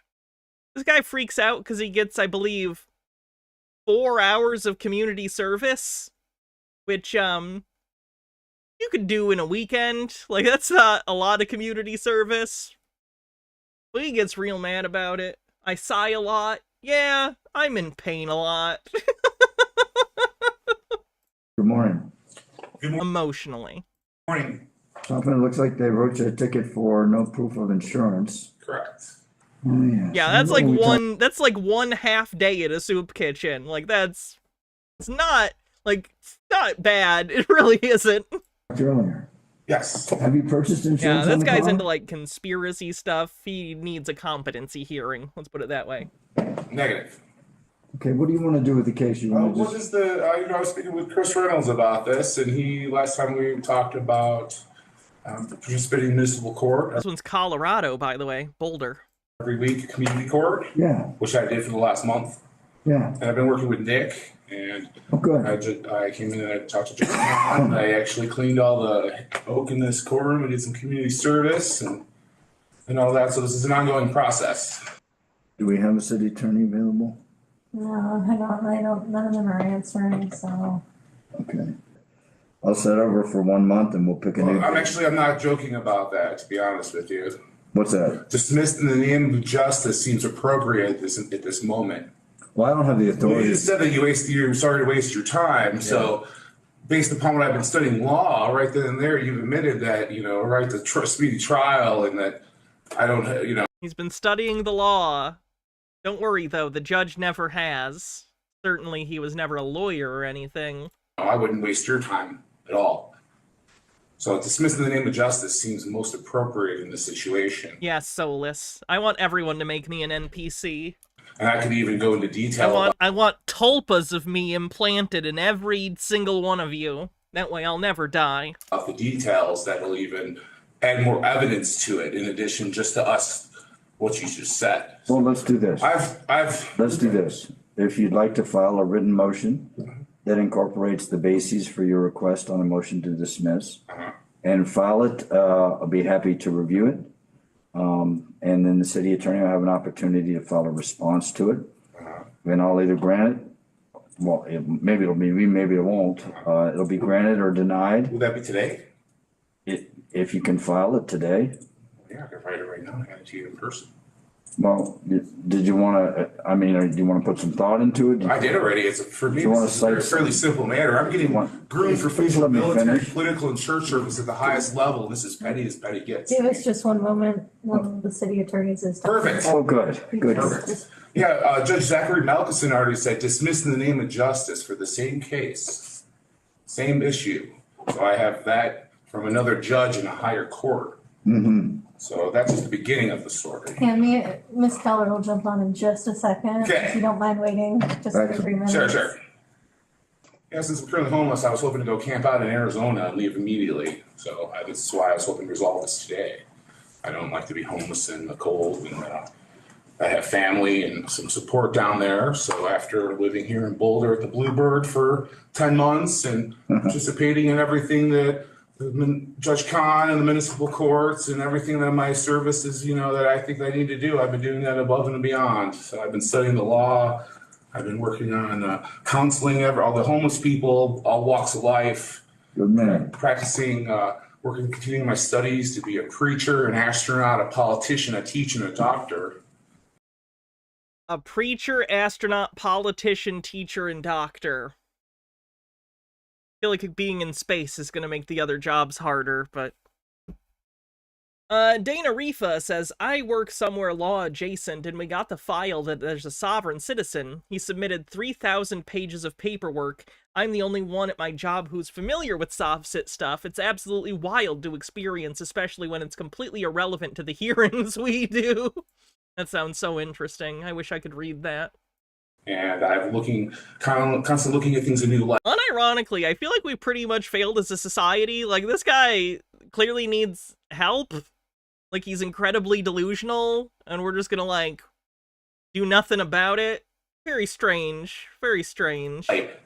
And I realized now all my teachers, I need to give them a round of applause and a big congratulations for all the things they taught me without me realizing it.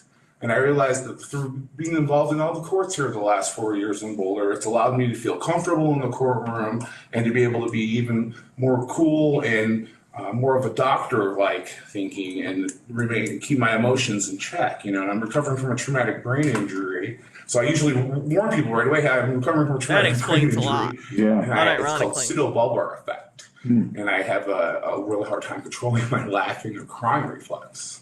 So about 6 years ago, I was assaulted, and it was the start of a long journey for me.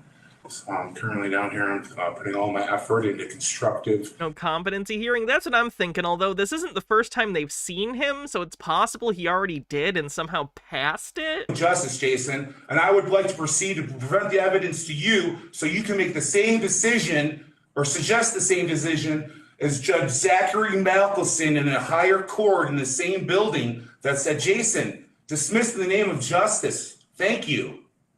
I have all the evidence. And I think you're getting this case confused with a different case, okay? No, this is not a judge that we have in our courtroom. It's a higher court. You're a municipal court. This is a state court in the same building that made a decision on the same charge that said dismissed in the name of justice. So if I present the same evidence that I presented to Judge Zachary Malkison, it would be the same verdict. I have case law to prove it. Everything is based upon case law. It's in. Have you had a chance to talk to Mr. Hoffman about the case? I have, Your Honor. I'm not sure how productive our conversation. Depending on the criteria, he could have been deemed competent. That's true. Competency doesn't mean he's, colloquially sane. It means he's capable of understanding the consequences of his actions, at least vaguely. He's aware of the charges and why he's been charged with them, and the consequences of, if he's found guilty. That's competency. Competency doesn't mean he's, someone we would all consider, on the up and up. I don't know. We really don't know how to deal with the mentally ill, at all. Holy shit. Alright, let's move on to something less depressing to me, because damn. Hey, it's our favorite. It's Kat. How's Kat doing? And women's sons and daughters, this is Kat Espinda with One New Earth, and welcome to my show. It popped on just all of a sudden, and so I expected to play some videos for you, and I'm going to do that. But today, we are going to be talking about just being left alone, being able to travel as it was allowed to. Brain Injured Gamer says, I actually have a traumatic brain injury and can tell he's obviously not taking his needed meds. I wonder if it's a case of he just can't afford them or get access to them, because if he's moving around a lot, he might not have access to consistent health care. Ugh. By our Supreme Court many times. And I'm going to be showing some of that to you today. But welcome.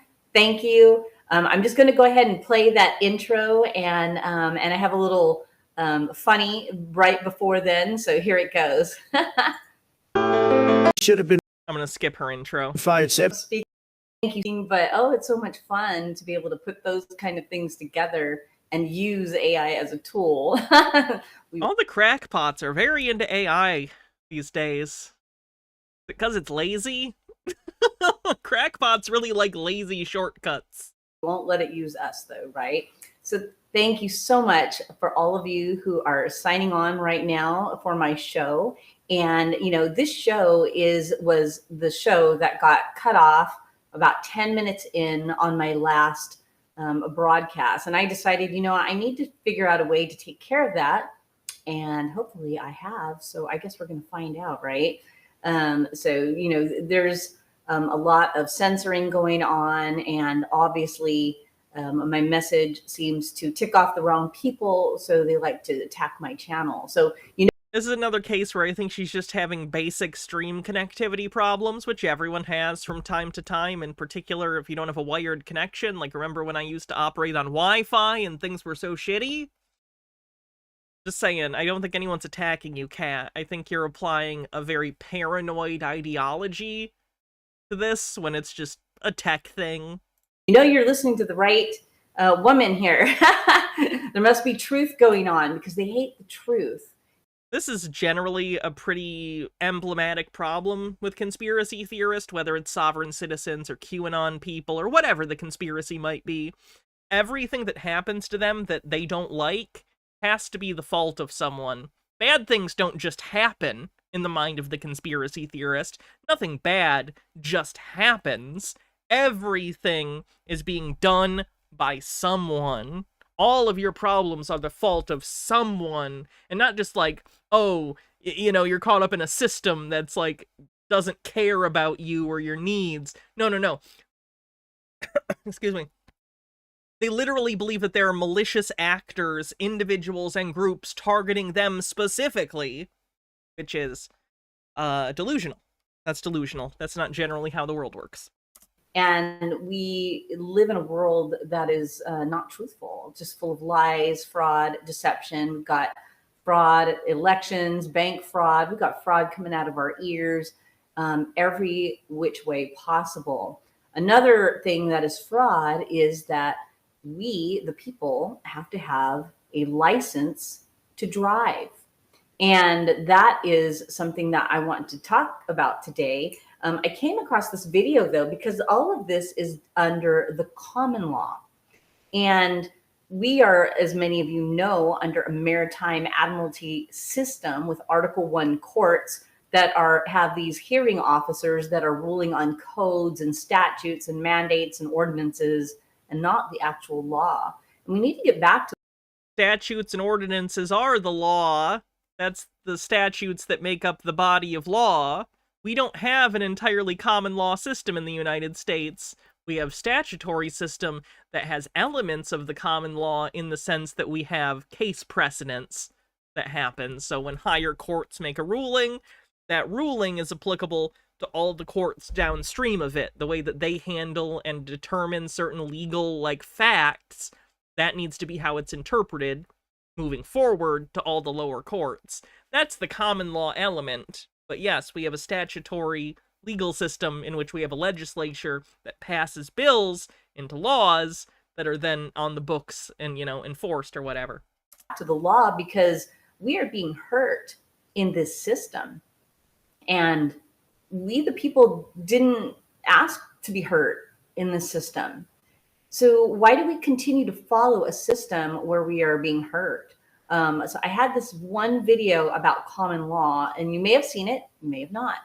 We have people that this subject in general may seem elementary, and there are some people that have never heard of what I'm about to talk about. So welcome, and thank you again for being a part of the Cataspinda live Rumble Studio show.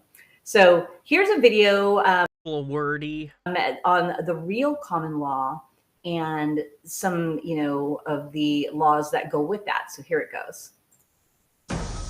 Check this out. The common law is the real law, the supreme law of the land.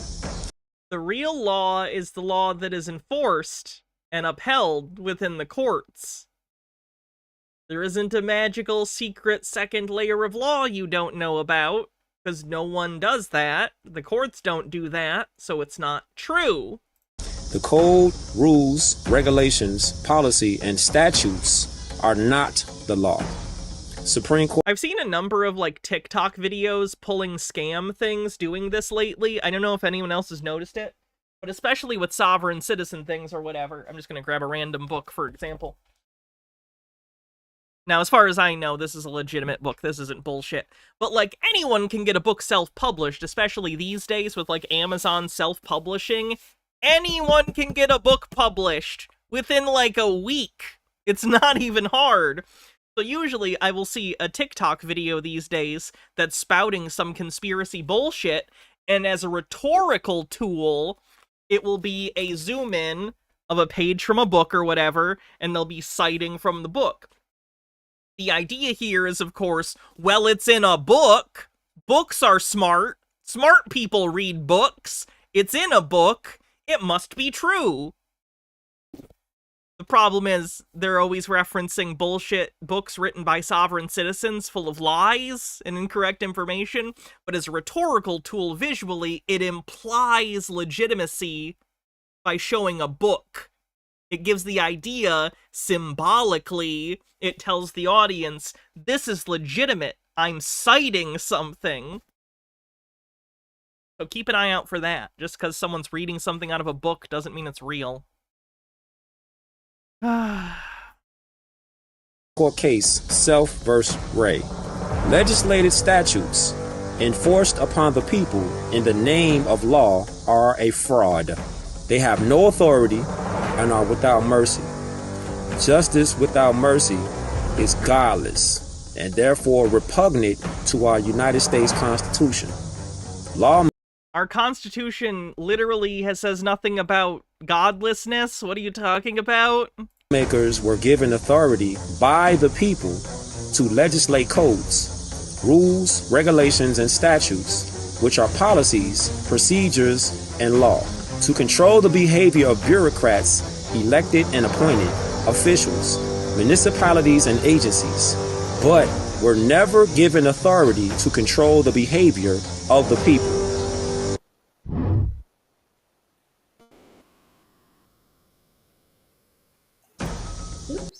So the pamphlet from a Sobsit group. Yeah, hold on. She also of the people accidentally showed the cover for a second. Take a look.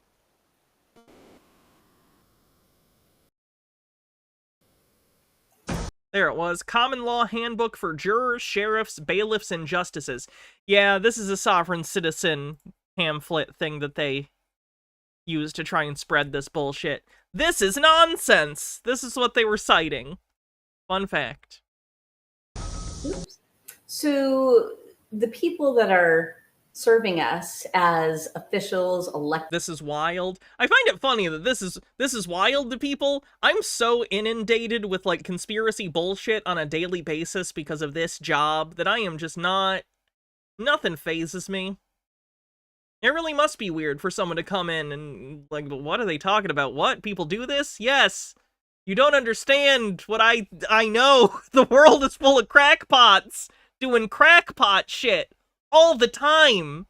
It's like half the world at best, and it's not consistently the same half. We're all fucking crazy. We're all fucking crazy. It's bad. Oh. Elected officials were initially meant to be servants who lost their sovereignty for a time. You're here to be that person for me? That's wonderful. Welcome. To serve the people in a Thank you public for following, capacity. by the way. And that was the original deuce. intent of the government. However, we have bad actors, as you know, that are in play, that don't have oaths of office, who are not following the law. They're following their fraudulent codes. And I'm here to shine a light on what those are. And so we're going to just start kind of at the basic elementary here with regard to driving. Hannah knows all the things, chat. Hannah knows all the things. To be clear, that was a bit, by the way. I'm not actually going crazy watching conspiracy theorists. As fun as that would be. And this is what always gets people. They don't realize that, you know, when you ask somebody what a driver is, they just say, oh, somebody who operates a vehicle. Correct. That is the definition of driver. So yes. It's like, well, actually, no, it's not. And you're wrong, Kat. What's the, you know, when you're using the shifter in your vehicle and it says like park, reverse, neutral, drive, and louse? What do you think the drive is for? And if you look at the definition of a driver, and look, I learned how to get it big. You know what? For Rumble, I literally have to make a video for this picture, and a 3-4 second video, and I'm just having it loop. So that is my go around until Rumble fixes this thing, but I figured it out. So here we go. Driver definition and legal meaning. Legal, by the way. See, there's a lot of legal meanings and definitions, and driver is one of them. Who would have thought? It's not just a word that's in the dictionary. It's actually a legal definition. Definition and citations. And what are the first two words on this legal definition? It's one, employed. One employed. Yeah, employed in this context doesn't mean like you have a job. It means like I'm employed in doing a stream. That's a bad example because I am making money here. I'm employed in opening this bag of chips. I'm employing this pen to write a document. It means to use, to make usage of. Again, literacy, the inability to successfully understand the signals that are being sent to you via messages in text or video or audio. We've lost it. It's gone. In conducting a coach, carriage, wagons, or other vehicle with horses, mules, or other animals, or a bicycle, tricycle, or motor car,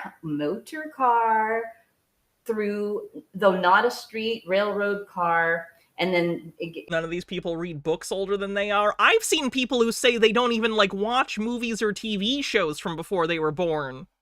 This person was like 20. Like what? You don't watch movies or any piece of media from before the 21st century? Oh my fuck. Like just the lack of, I don't know, the lack of context, the lack of understanding, the lack of the collective, like, agreed upon semiotics of our culture. Communication is breaking apart. It gives you see David and Petrovich. You can see that there. So take a screenshot of that if you want, or you can even just get online and go to DuckDuckGo or Google or whoever. Every time someone mentions Prindle, I think of that scene in Sweet Life. Yeah. You use as far as a search engine, and look up what the definition of a driver is. Time to turn on the radio. Would you prefer am or fm? It's one, employed. So if that's true, then why do we need a driver's license? Because you completely misunderstood all of that. So your understanding is based upon conspiracy and just wrong information. You misinterpreted the entirety of that. Well, a license is used according to Black Law's Dictionary, 4th edition. Wow, do you know that we're on, like, the 12th edition? Did you know that the 4th edition, well, historically interesting, isn't relevant today at all? Like, if you tried to cite it people would laugh at you and go, why are you citing that? Like, it would be like citing an encyclopedia from the 1800s. Like, what are you talking about? A license is permission. Yeah, the version she's talking about is like from the 1930s, I think. To break the... Should you own a Black's Law dictionary? No, probably not. Not unless you're a lawyer. Law. So it gives our public officers, our police officers... To be clear, like my Black's Law dictionary...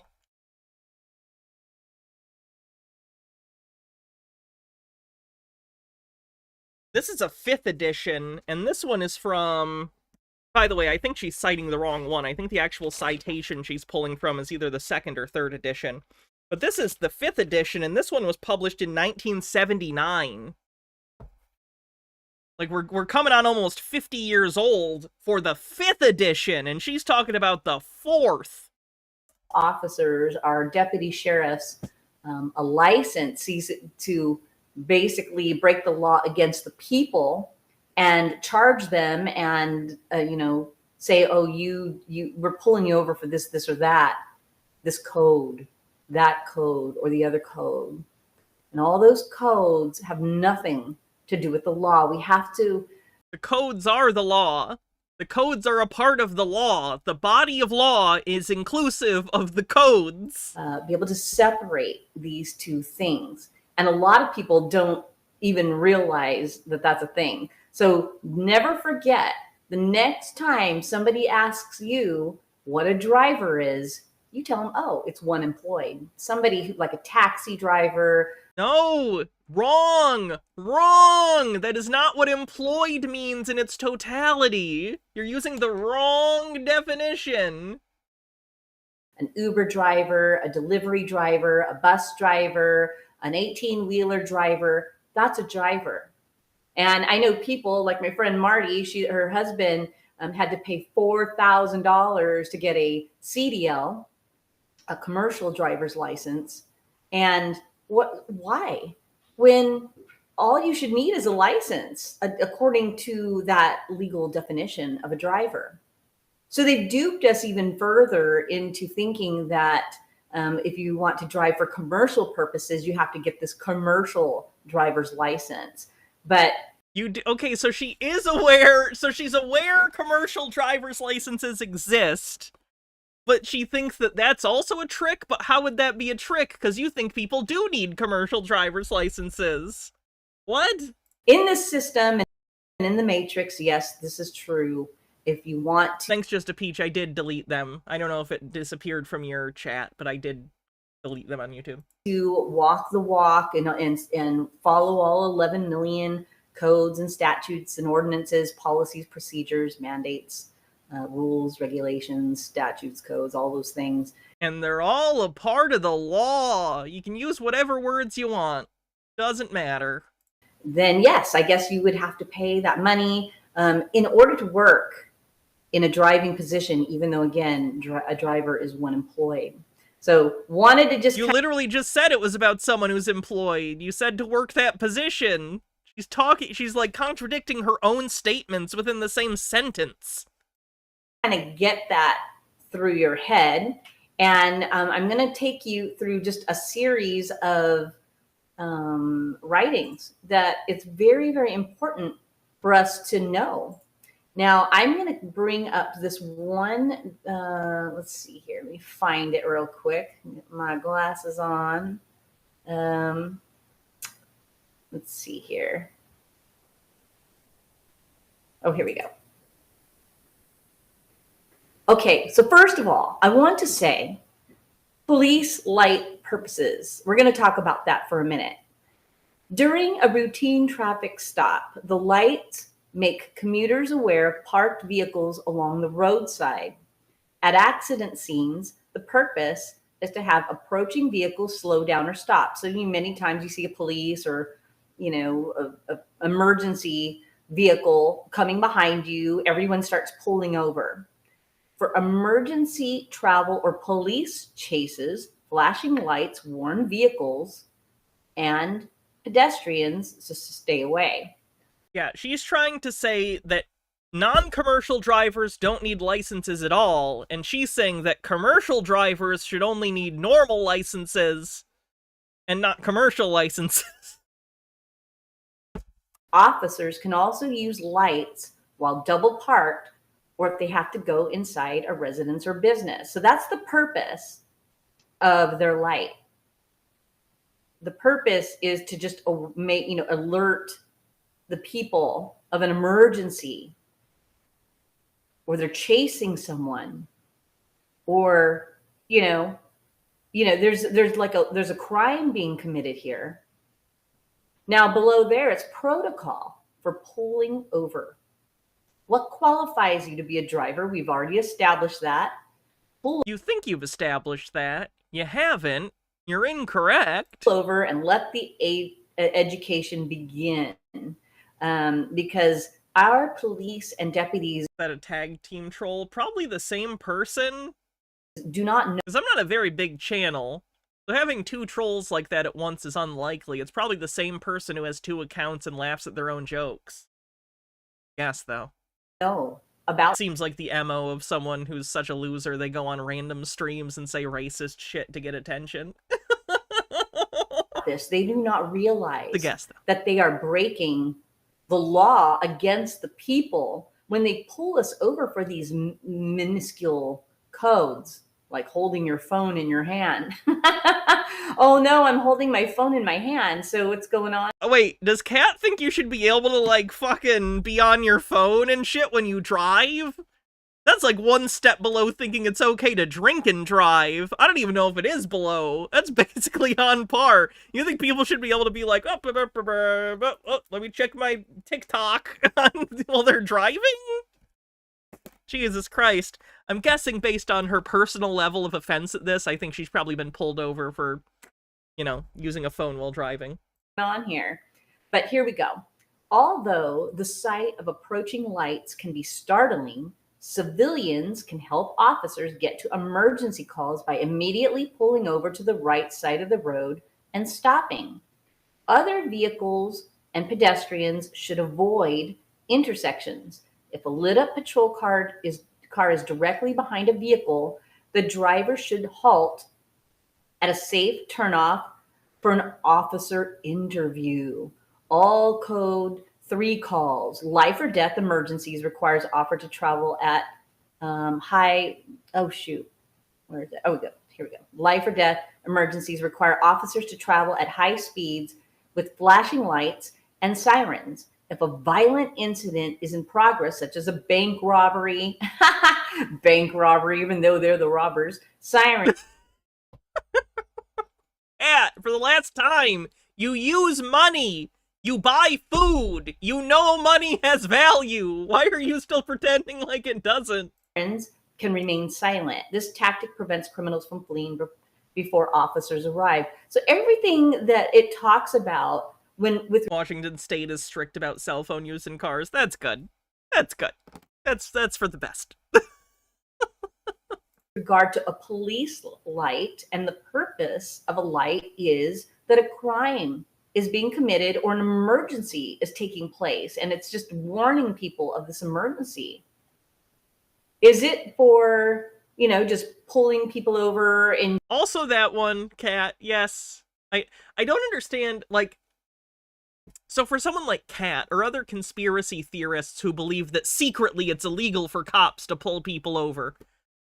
Do they think they're the only people who noticed a glaring mistake like that? It's like flat earthers. Like, you really think you missed something every scientist in the world for the past 1,000 years? Whenever Newton was, the 1600s or whatever. You think every scientist since then, since fucking Galileo even, you think they missed something that you found? And you're just some random asshole. No, you're wrong. Stop thinking so many people are so full of themselves, and so, like, all of our cultural narratives are about, like, chosen ones, and, like, being this, like, rugged individual that chose all the experts wrong. This has become so ingrained in our culture that, unfortunately, I think a lot of people go through their lives genuinely thinking like that and don't understand that that's a tool in storytelling. That's not really how the world works. Very rarely does one person come in and be like, the entire field is wrong. Fuck you. Like, that's a very rare thing. It's just not happening for you, Kat. You didn't find something everyone else missed.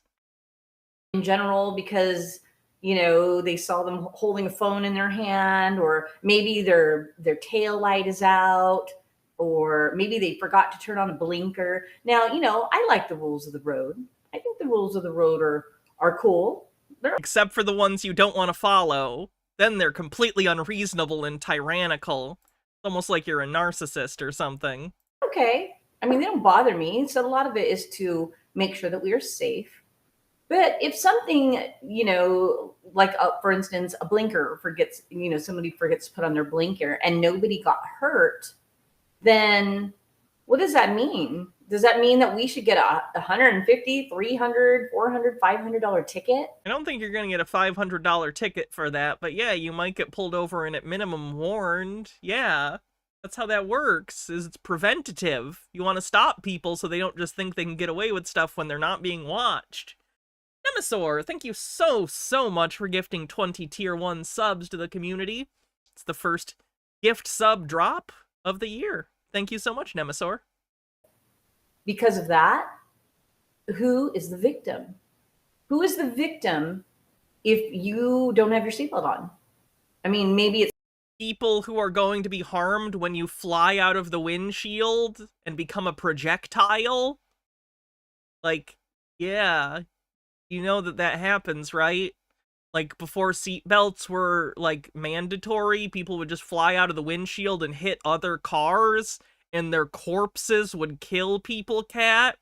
Is that unpleasant to think about? Is your disgusting, torn-up, meaty corpse becoming a projectile and murdering someone in another car? If you don't want to think about that, maybe just wear a seatbelt, because we already thought about it, and we made a law, so you don't have to anymore. You fucking idiot. Sorry. I was in a car accident when I was younger that I absolutely would have died had I not been wearing a seatbelt. Like 120,000%. The car flipped over on the highway, like flipped over 3 times, did a rollover. I'd be fucking dead. So it pisses me off when people are like anti-seatbelt. Jesse, thanks for becoming a member on YouTube. Welcome. It's not the greatest thing, but I know it's Goth Geek Gaming. Cool beans. So, you know, my brother died in a car accident and he had a seatbelt on. Okay, and glad he didn't become a projectile. So, what kind of stupid logic is that? Oh, well, it doesn't save every single person in every single car accident, so we better not wear it. Jesus Christ. He didn't have airbags. It just depends. The seatbelt is not going to necessarily protect you from it will never harm you. And I don't want to hear some statistical, oh, well, with this one person. Statistically, it will not compared to what will happen if you are not wearing it.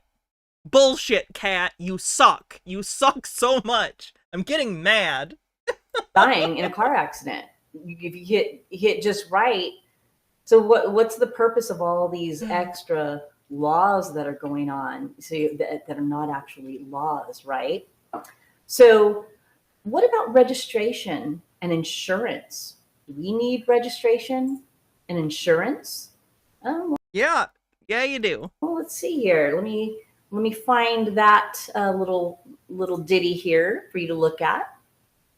No registration or forced insurance needed. Travel is not a privilege requiring licensing, vehicle registrations, or forced insurances. And there's the case law, Chicago Coach Company versus City of Chicago. Kat, do you think that this company that's so old it's called the Chicago Coach Company, do you think that your citation of this maybe won't be relevant in the year of our Lord 2025? Just a thought. Ex parte Dickey versus Davis. Every citizen has an unalienable right or unalienable right, which means... Not what that means. Stop saying unalienable so weird. Why do conspiracy theorists, sovereign citizens keep doing this? They keep saying unalienable is unalienable. It has nothing to do with liens. They cannot put a lien. No, that's not what that means. She means it literally. Oh God, she thinks unalienable means unalienable. Like you can't be aliened? Does she think aliened is a word? You're unalienable. What the fuck is alienable? I'm gonna lose it. On you without your permission, without you. Washington has required insurance for about 25 years. Are there any states that don't require you to have auto insurance? I'm surprised it's even as recent as 25 years ago. Are you kidding? Signing a contract. Breaches and Hose, thanks for a 5-stream streak, says my coworker is a volunteer EMT and firefighter and refuses to wear a seatbelt. It's fascinating. I think you mean infuriating. Agreeing to it. Right to make use of the public highways of the state. Every citizen has full freedom to travel. Texas lets you put up a bond in escrow. I'd argue that's a kind of insurance. It's just a shitty one. Like self-insured, quote, quote, quote, quote. From place to place. Let's not go to Texas. 'Tis a silly place. Life of life and liberty. People versus Nothouse 147, probably Colorado 210.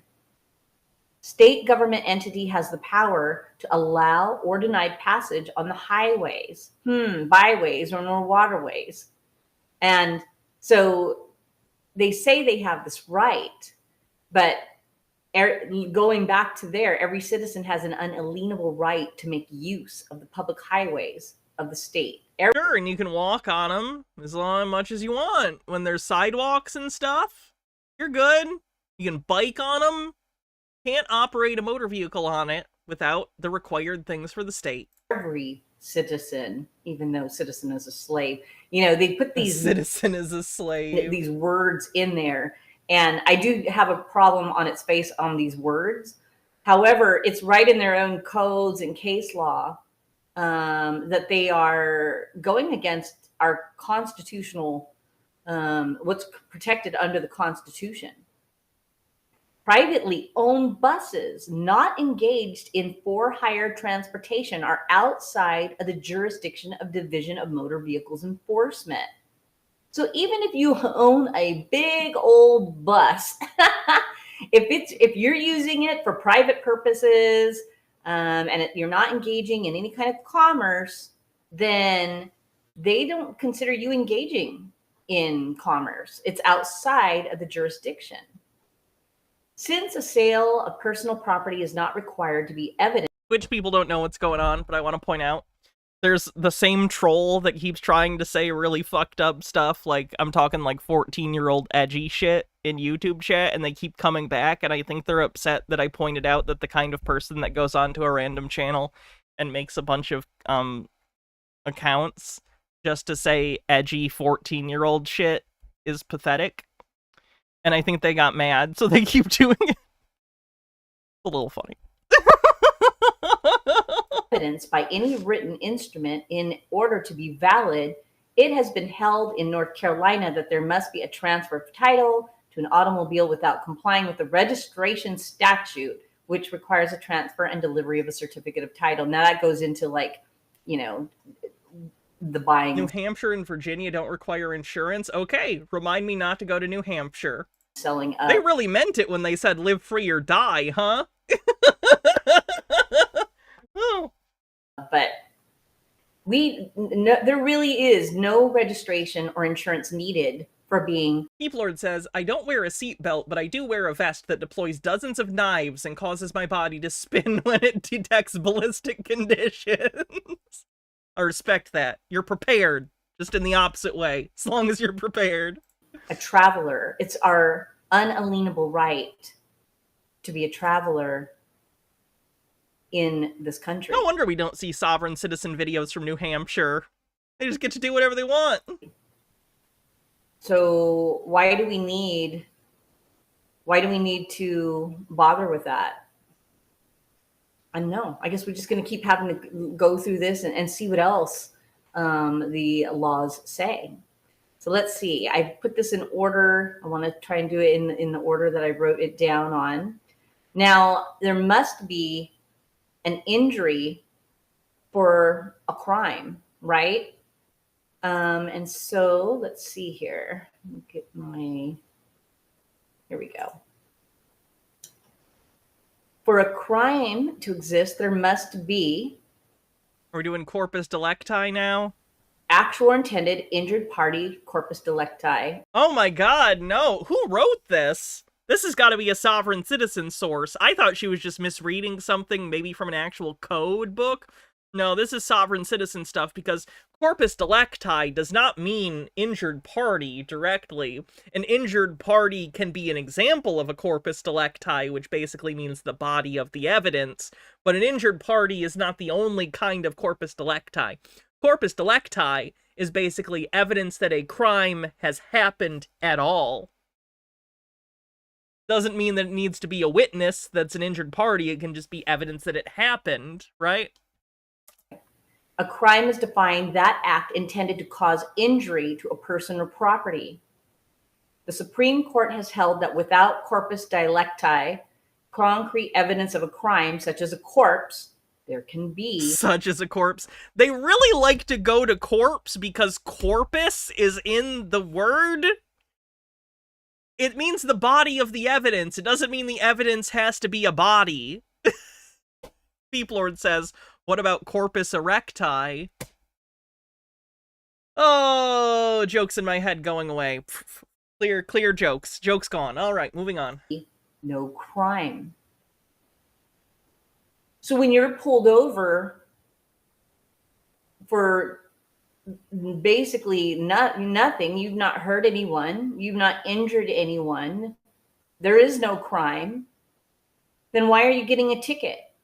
What are these tickets about? What are these tickets about? You could read it. You could read the ticket, Cat. It'd probably tell you. You've injured no one. How can a police or a deputy pull you over and no crime has been committed? Who? It's illegal. It's not necessarily a criminal act, but it is an illegal act. Is the victim. And that's what I was saying earlier. Who's the victim here? Society as a whole. Do you not understand the concept of the social contract even a little bit? I know it's torn to goddamn bits, and maybe is just a lie we tell ourselves to get through the day. But, like, at least on some level, you know that you have responsibilities to society, right? You know that, right?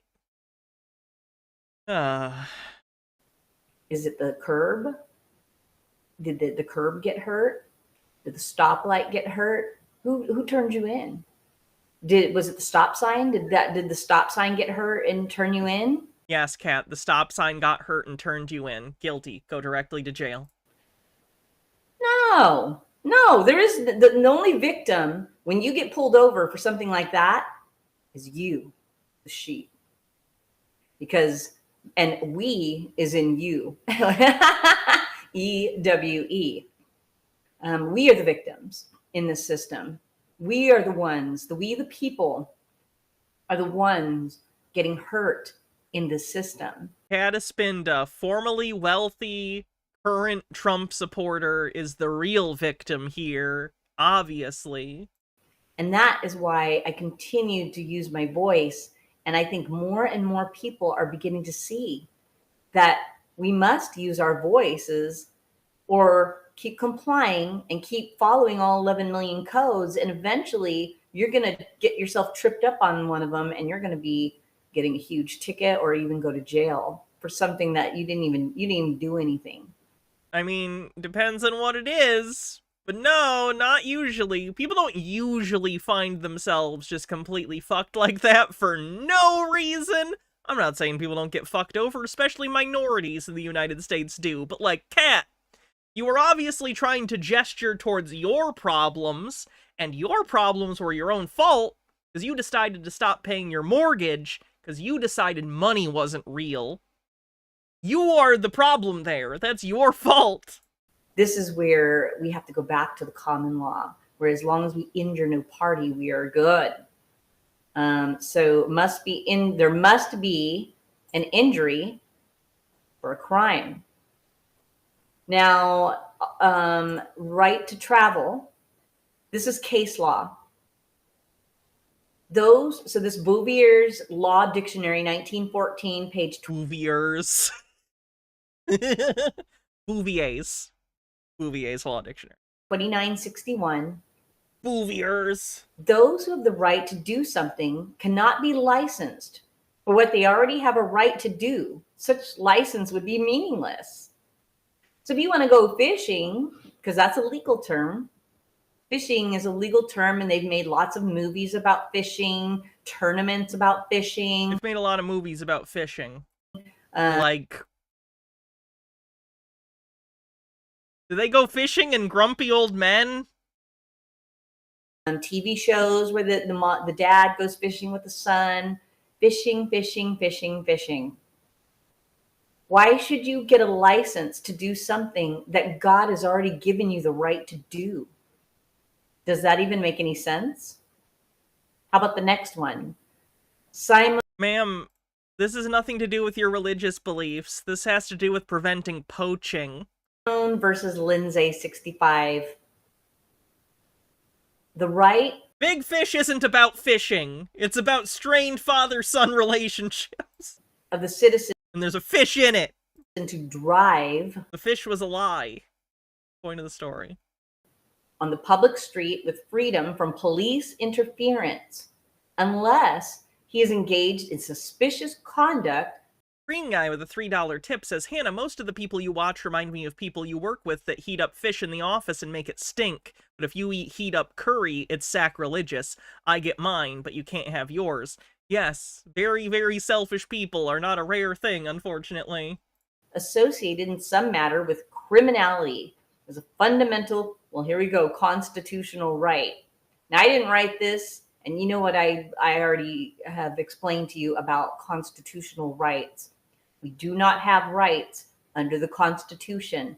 The Constitution merely protects our rights from bad actors who are greedy and drunk. Like Ronald Reagan. With power. And we have many sheriffs and police and deputies out there, and they're not all bad. And many of them do follow the Constitution. They don't pull people over just because of something very trivial, like a tag that's expired, for instance. Kind of depends upon the area. Some places that's a secondary offense. So some places, certain things can be considered secondary offenses. So like some places, which I've said 3 times in a row now, you have to have something else wrong before they can cite you for that. So a cop might see, oh, your registration is out. But our policy with our particular department is I can't stop you just for that. First, you would also have to have a tail light out, or it would have to be in conjunction with something else. So that's not necessarily up to the individual discretion of the officer. Depends on the locality and the policies they have in place. Or a tail light that's out, but you haven't hurt anyone. I mean, should you get it fixed? Sure, you should get it fixed. But in the meantime, should you get pulled over for that if you've done nothing wrong? I mean, it's like, look, I'm getting to it, buddy. So we have to again, these are things that... Chat, the YouTube troll is still wasting our time. So just, they're clearly watching. So in Twitch chat, which you can see on the screen, I don't know, just what do you think of trolls that just keep showing up like that? They're like really self-fulfilled people, right? That are like super cool and awesome. What do you think, chat? Let's just let them know. What do you think of that? In the nicest words possible. Tell them how cool they are. Came before code. We have the right to make use of an automobile as a vehicle of travel along the highways of the state. Is no longer an open question.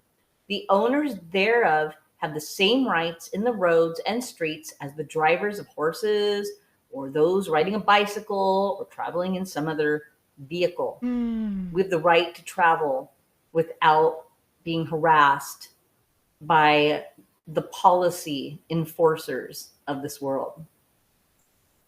Now, I want to go ahead and just say hello. I see that we've got some comments here. Let's see here. Sherry, hey Sherry, how you doing? Ruxter, he had commented earlier. Hey Ruxter. We got Little One. Hi Little One. And let's see. Me in Mesa, Arizona. Hey Marty, how you doing? Maybe 2, no worries, no fear, onward. Absolutely. There is absolutely no reason to fear. And they will use fear tactics against you. But it's very important that we learn the laws, we learn our rights, and we may come to a time where we get pulled over by a policeman or a sheriff, a deputy sheriff.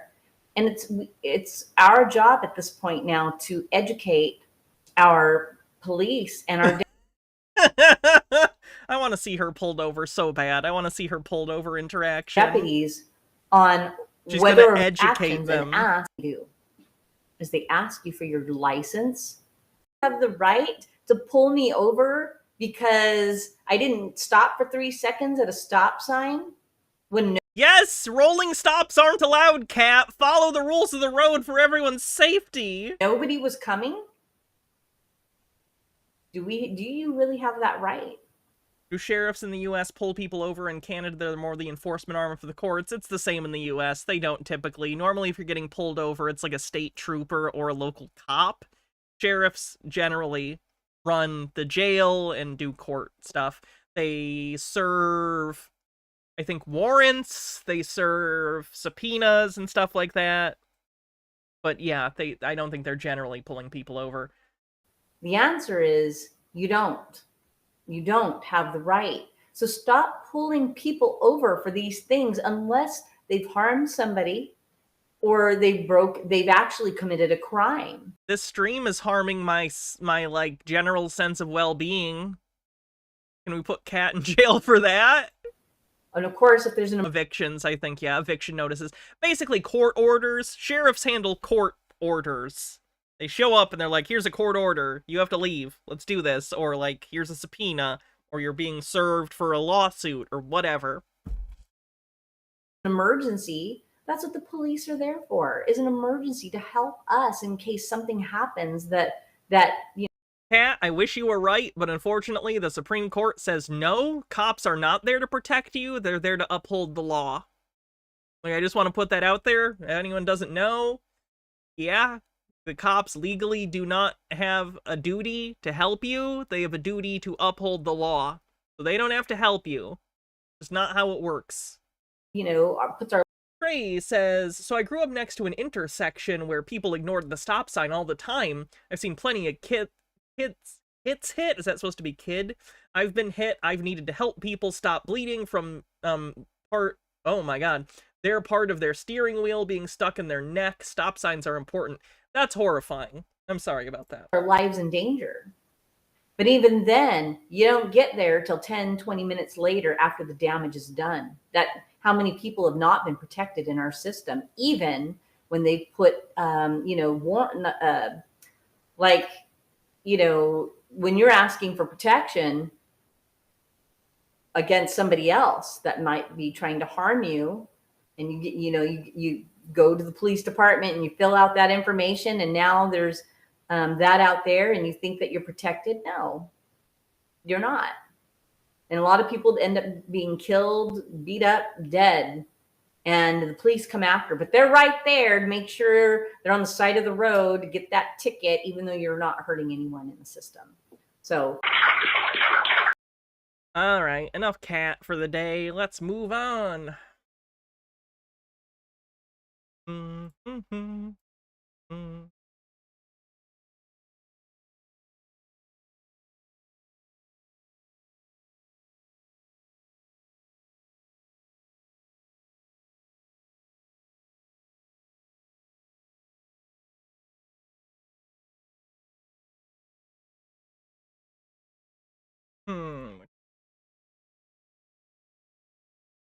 Try this one.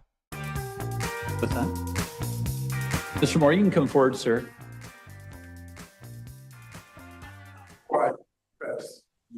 For sovereign citizens, basically extremist libertarians. I feel like putting them in a specific box like that of an already existing political ideology is always going to be a little rough, because it's a conspiratorial ideology that can latch on to a variety of political positions, but by and large, yes. I wouldn't necessarily say they're like anarcho-capitalists, because they aren't always, but they are generally the type that doesn't think that the government should have any authority over anything, except for things they think need to be protected. So it does often become a comorbidity with, like, libertarian-style ideology. More often right-wing libertarianism, but, you know, it depends. Sometimes it's far less coherent than that. Not necessarily a coherent ideology. Oh. Okay. Are you Sherman Moore? I am not. You're not. Okay. And so are you appearing on Mr. Moore's behalf? Oh, sorry, Amber. Amber said, well, I don't really have the time to troll a micro-celebrity on Twitch. My life is too rich and fulfilling on account of the partners who love me, hi Trey and Jaden, and the meaningful artistic work I do. Oh, and the family and friends that I actually like being around. Hell yeah. Yes. Okay. I am yes, here for that matter to handle the matter that's at hand. Okay. And are you an attorney, sir? I am the attorney, in fact, for the said name at hand here. Okay, so you are... Oh, I just had a thought. Is the troll Marcel? No, Marcel normally lets himself be known. Marcel would just say it was him. That's a shame. I miss Marcel. An attorney representing... Sometimes he shows up when his name is in the title of a video. Sherman Moore? Yes, I will be handling the case for Mr. Moore. Okay. Just a Peach with a $1 tip says, where Cat lives, the sheriff covers the county roads, so they do pull a lot of people over. Oh, okay. I guess varies by state. Okay. Maybe it's A.R. Marcel, maybe. And are you licensed by the state of Washington to practice as an attorney? I am not licensed or a bar member or a lawyer or anything of the such, but I... So this guy claims he's an attorney. In fact, he's not. He's a pro se litigant. Sovereign citizens often believe that when they become pro se litigants, that makes them lawyers. It does not. You can represent yourself. That doesn't make you a lawyer. I'm here as a beneficiary executive for the said name. Yeah. Okay, let me, before I respond, let me see if the city takes any position. Mr. Gunderson, is the city taking any position on the representation of Mr. Moore in this matter? Actually, I don't even know if you're appearing on behalf of the city in this matter. Good morning, Your Honor. Will Gunderson, prosecuting for the city. Your Honor, the city does typically appear for the contested hearings in which officers have been subpoenaed. Was an officer subpoenaed in this matter? Yes. Your Honor, the officer is present. Officer Berglund is here. Your Honor, my position at this point is to request a short continuance in this case. The basis being I rely on the Judicial Information System, or JABS, review that information relevant to the particular case within the last 20 minutes. JABS database has gone down. Oh.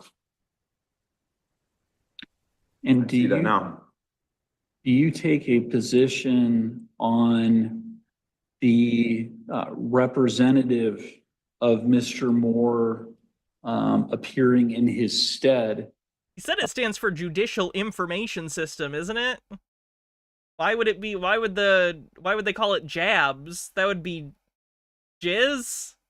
Like, I guess I get why they don't call it that, but then don't make the acronym the Judicial Information System. That spells jizz almost. Like, at least phonetically, it looks like jizz. I guess that's more jis. Jis. But don't name it that then. This morning for purposes of the hearing. Your Honor, ultimately, the city would defer to the court on whether or not the individual is present is allowed to act on behalf of the defendant.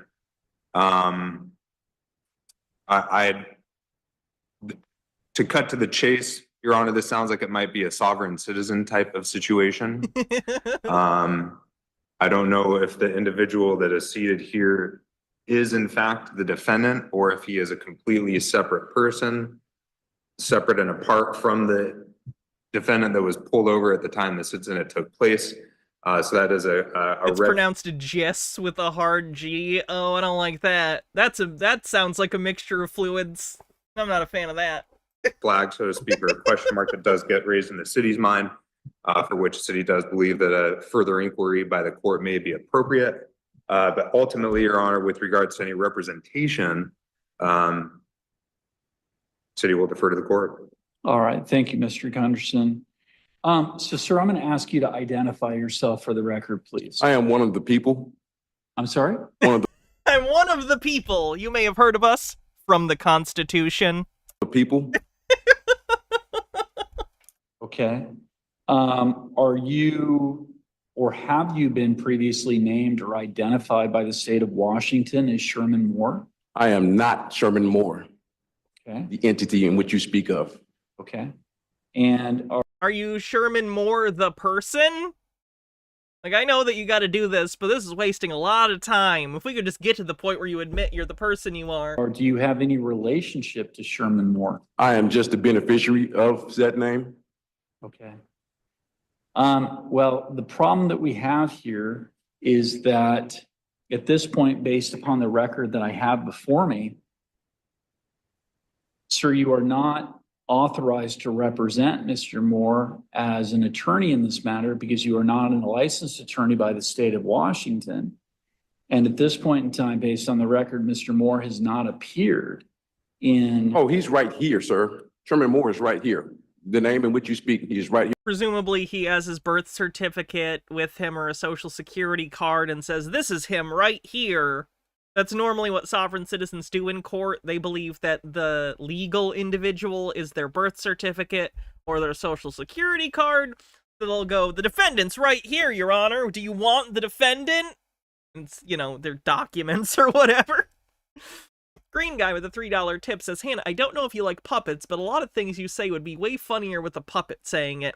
And when you have banter, you could banter back and forth with the puppet and tell jokes. You're trying to sell the puppet idea. I respect that you're trying to sell the puppet idea. I do like puppets. I don't know how to operate them.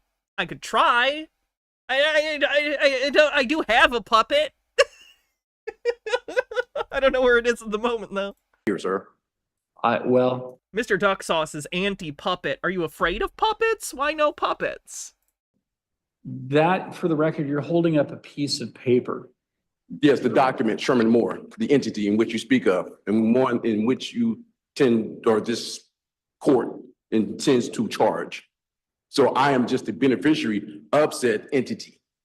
That is all. And that's why I'm here. So basically, I'm trying to find out the nature of said charges that pertain to said name. Do you not remember the puppet? Is this a criminal or a civil matter is what I'm trying to figure out here, sir. This is a civil matter. So Sherman Moore, or an individual identified as Sherman Moore, was issued an infraction here in the city of Lakewood on September 5th, 2024, and was ordered to respond to the issuance of that infraction, which it appears that he did, and requested a contested hearing in which he is asking to challenge the evidentiary sufficiency of the information relied upon by the issuing officer who You're issued. convinced it's a wormhole just off camera? I've told all of you. I have everything in this room. Every movie, everything. I can only pull it out when it's funny, though. It's Roger Rabbit rules. The infractions or the issuance of those infractions. But by requesting that hearing, Mr. Moore, or the individual who was issued the infraction named Sherman Moore, indicated that he would appear. Can I just also, goddamn, Dr. Baha, my wife. You're real quick on the trigger today with the troll. Thank you. Here in person as a living person here in court. And the problem that I have at this point in time is that based upon the record that I have before the court, Mr. Moore has not appeared as a living, breathing human. So you're going to get a bench warrant for not appearing in court, even though he did appear in court, because he's refusing to identify himself? Because I've seen sovereign citizens do that before, and it's kind of funny. Like, I'm not laughing at, someone's, bad things happening to them, but he did it. Like, you literally showed up to court, and you denied that you were you. What did you think was going to happen? Being in this court in response to his request for a hearing. Yes, Alt Fact and Mr. Blast, thank you also for moderating YouTube. Appreciate you. I am simply just a man on the land that is here on behalf of that name as the beneficiary for that name. I understand that. But at this point, There's a claim being made, so therefore, like I said, I'm just here to understand the nature. You say it's Legit question, why do they keep trying this when every time I see one of them, they're held in contempt? They don't necessarily see that. So just because you or I see all of these fail videos, they're not necessarily seeing that. They're in a corner of the internet where they're mostly getting videos telling them all this stuff is true. On top of that, once you get into a conspiracy theory like this, everyone who tells you you're wrong becomes an enemy. Your logical thinking kind of shuts down. It's not about legitimate argument anymore. It's about the fact that you have adopted this belief system as part of your identity, and it becomes difficult to detach yourself from that. Because it no longer is just, oh, this thing you're discussing is wrong, it's you, the person, are wrong. And that hurts people's egos, which people do not like. People will do anything except have to actually recombobulate their psychology to understand they fucked up real hard. Trey says, also a huge scam market that tries to debunk what they're saying and selling them the correct way of standing by their rights. That's true. There are ones that say, like, oh, that didn't work? That's because they're using the wrong words. Use our script. Sometimes they also just think, well, I did the right thing, but the system is so corrupt it doesn't matter. So, I don't know. It's like a lot of conspiracies. People get sucked into it, and once they're into it, it has nothing to do with whether or not it's true. It has to do with identity, it has to do with ego, it has to do with psychological needs not being met. It's a big car accident, basically. civil, so where is the verified complainant for said charges? the verified complainant is the city of Lakewood, represented by the attorney on behalf of the city, who is seated in the courtroom to your left, appearing down to my right. And Mr. Gunderson, I'm just going to ask you to formally identify yourself. Lambo dude got his car impounded and called it a conspiracy against him. Yeah, once you're that deep in, once you have basically admitted to yourself or decided this is true, it becomes nigh impossible to divorce yourself from it, because it's a self-protecting worldview. Conspiracies tend to be. A conspiracy is usually predicated upon a group of people maliciously doing something to you. So anytime something doesn't work out for you, the judge rules against you, well, they're just in on the conspiracy. Like ideas that protect themselves. It's like a virus. It's like a mind virus that protects itself. Like, not literally, I'm using it metaphorically to describe the self-sustaining and replicating nature of these ideas. The record. Thank you, Your Honor. Will Gunderson, prosecuting for the city. I am licensed to practice law in the state of Washington. My bar number is 46991. Oh, look at that. A lawyer who's an actual lawyer and has a P number. Crazy. So the plaintiff in this case is the city of Lakewood. They are appearing here this morning through counsel, or this afternoon through counsel. It also appears that the officer who issued the infraction to Mr. Moore is also present in court in response to the subpoena that was issued for his appearance.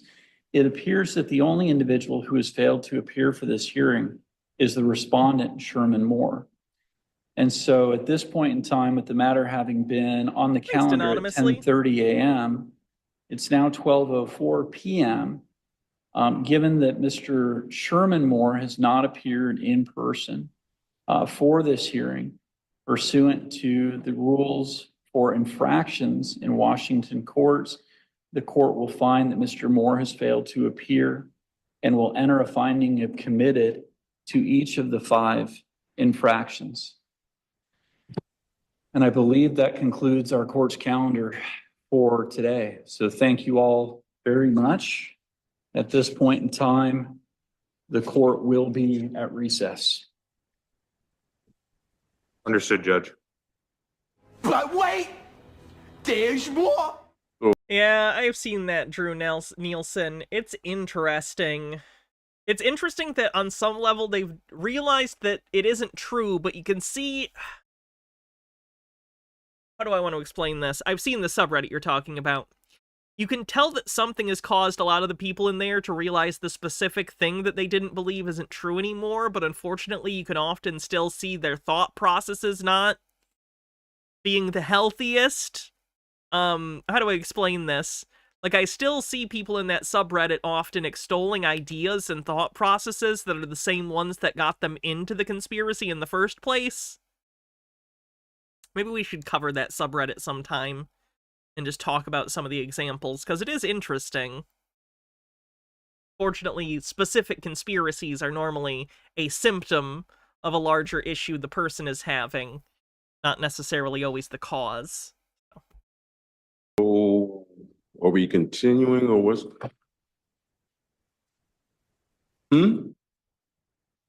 Based off of what grounds or what? Mr. Moore did not. Sherman I Moore gotta is rewatch X-Files. X-Files rules. here. I am the man of the Moore, Sherman of the Moore family. I am not the entity. Did he just say he's a German of the Moore family?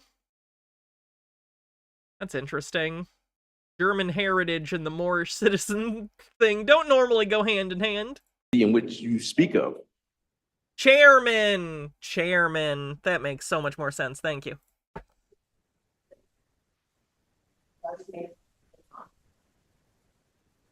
What? What kind of charade show is going on here?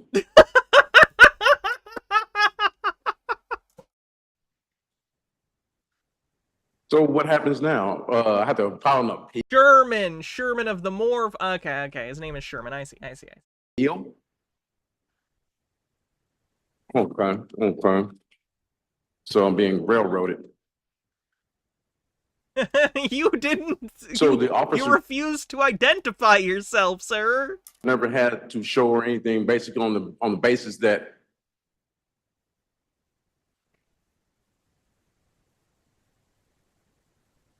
so the witness or the subpoena had never had to. I never got to cross-examine. Hi. Well, They never got to cross-examine, sir. This was the arraignment. You didn't even get through the arraignment, much less fucking cross. What are you talking about? Alright. I think we're done for the day. So thank you everyone for hanging out for the first stream of the year. Much appreciated. Oh, we got a whole year of bullshit ahead of us. I can just feel it. So this will be interesting. If you haven't already, give me a follow or a subscription if you're on YouTube. We do stuff nearly every day. We cover all sorts of weird conspiratorial beliefs, strange delusions. It's interesting. So if you liked what you saw, hang out. We do this all the time, and it's a great community. Troll person, thanks for hanging out. Sorry you probably don't have anything better going on later. Maybe see you next time. Let's see who we're gonna raid on Twitch.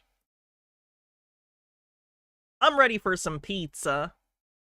We got a pizza maker for Christmas, like a really nice pizza oven from one of Baja's family members, and it's wonderful. It's like a full pizza oven thing. It cooks at like 800 degrees. It's incredibly scary, but makes delicious homemade pizza. So I'm gonna go have some leftovers. Who we gonna raid? Oh, Jeff's live. In the first place. We'll raid Jeff. Alright, I hope you all have a great night. I'll be back tomorrow. We might be doing public domain tomorrow, because of course, it's a new year. I know, Rickham, I have the Japanese tapes. I have the cord right here to set up, because I'm gonna watch them, and we're gonna watch some stuff. Hey, we did it. Good try, troll. Anyway, so public domain day happened. A whole another year of things have fallen into the public domain. So we'll be covering some of that. I think the Marx Brothers' first theatrical film is in the public domain now. So we might watch that. Skeleton Dance is in the public domain. And I'm sure we'll have some other stuff. I'll take a look at those Japanese tapes and include some of that when applicable. So have a great night, everyone. I'll see you soon, and I hope your new year's going good so far. If not, plenty of time for it to turn around. Alright, night everyone! See you tomorrow!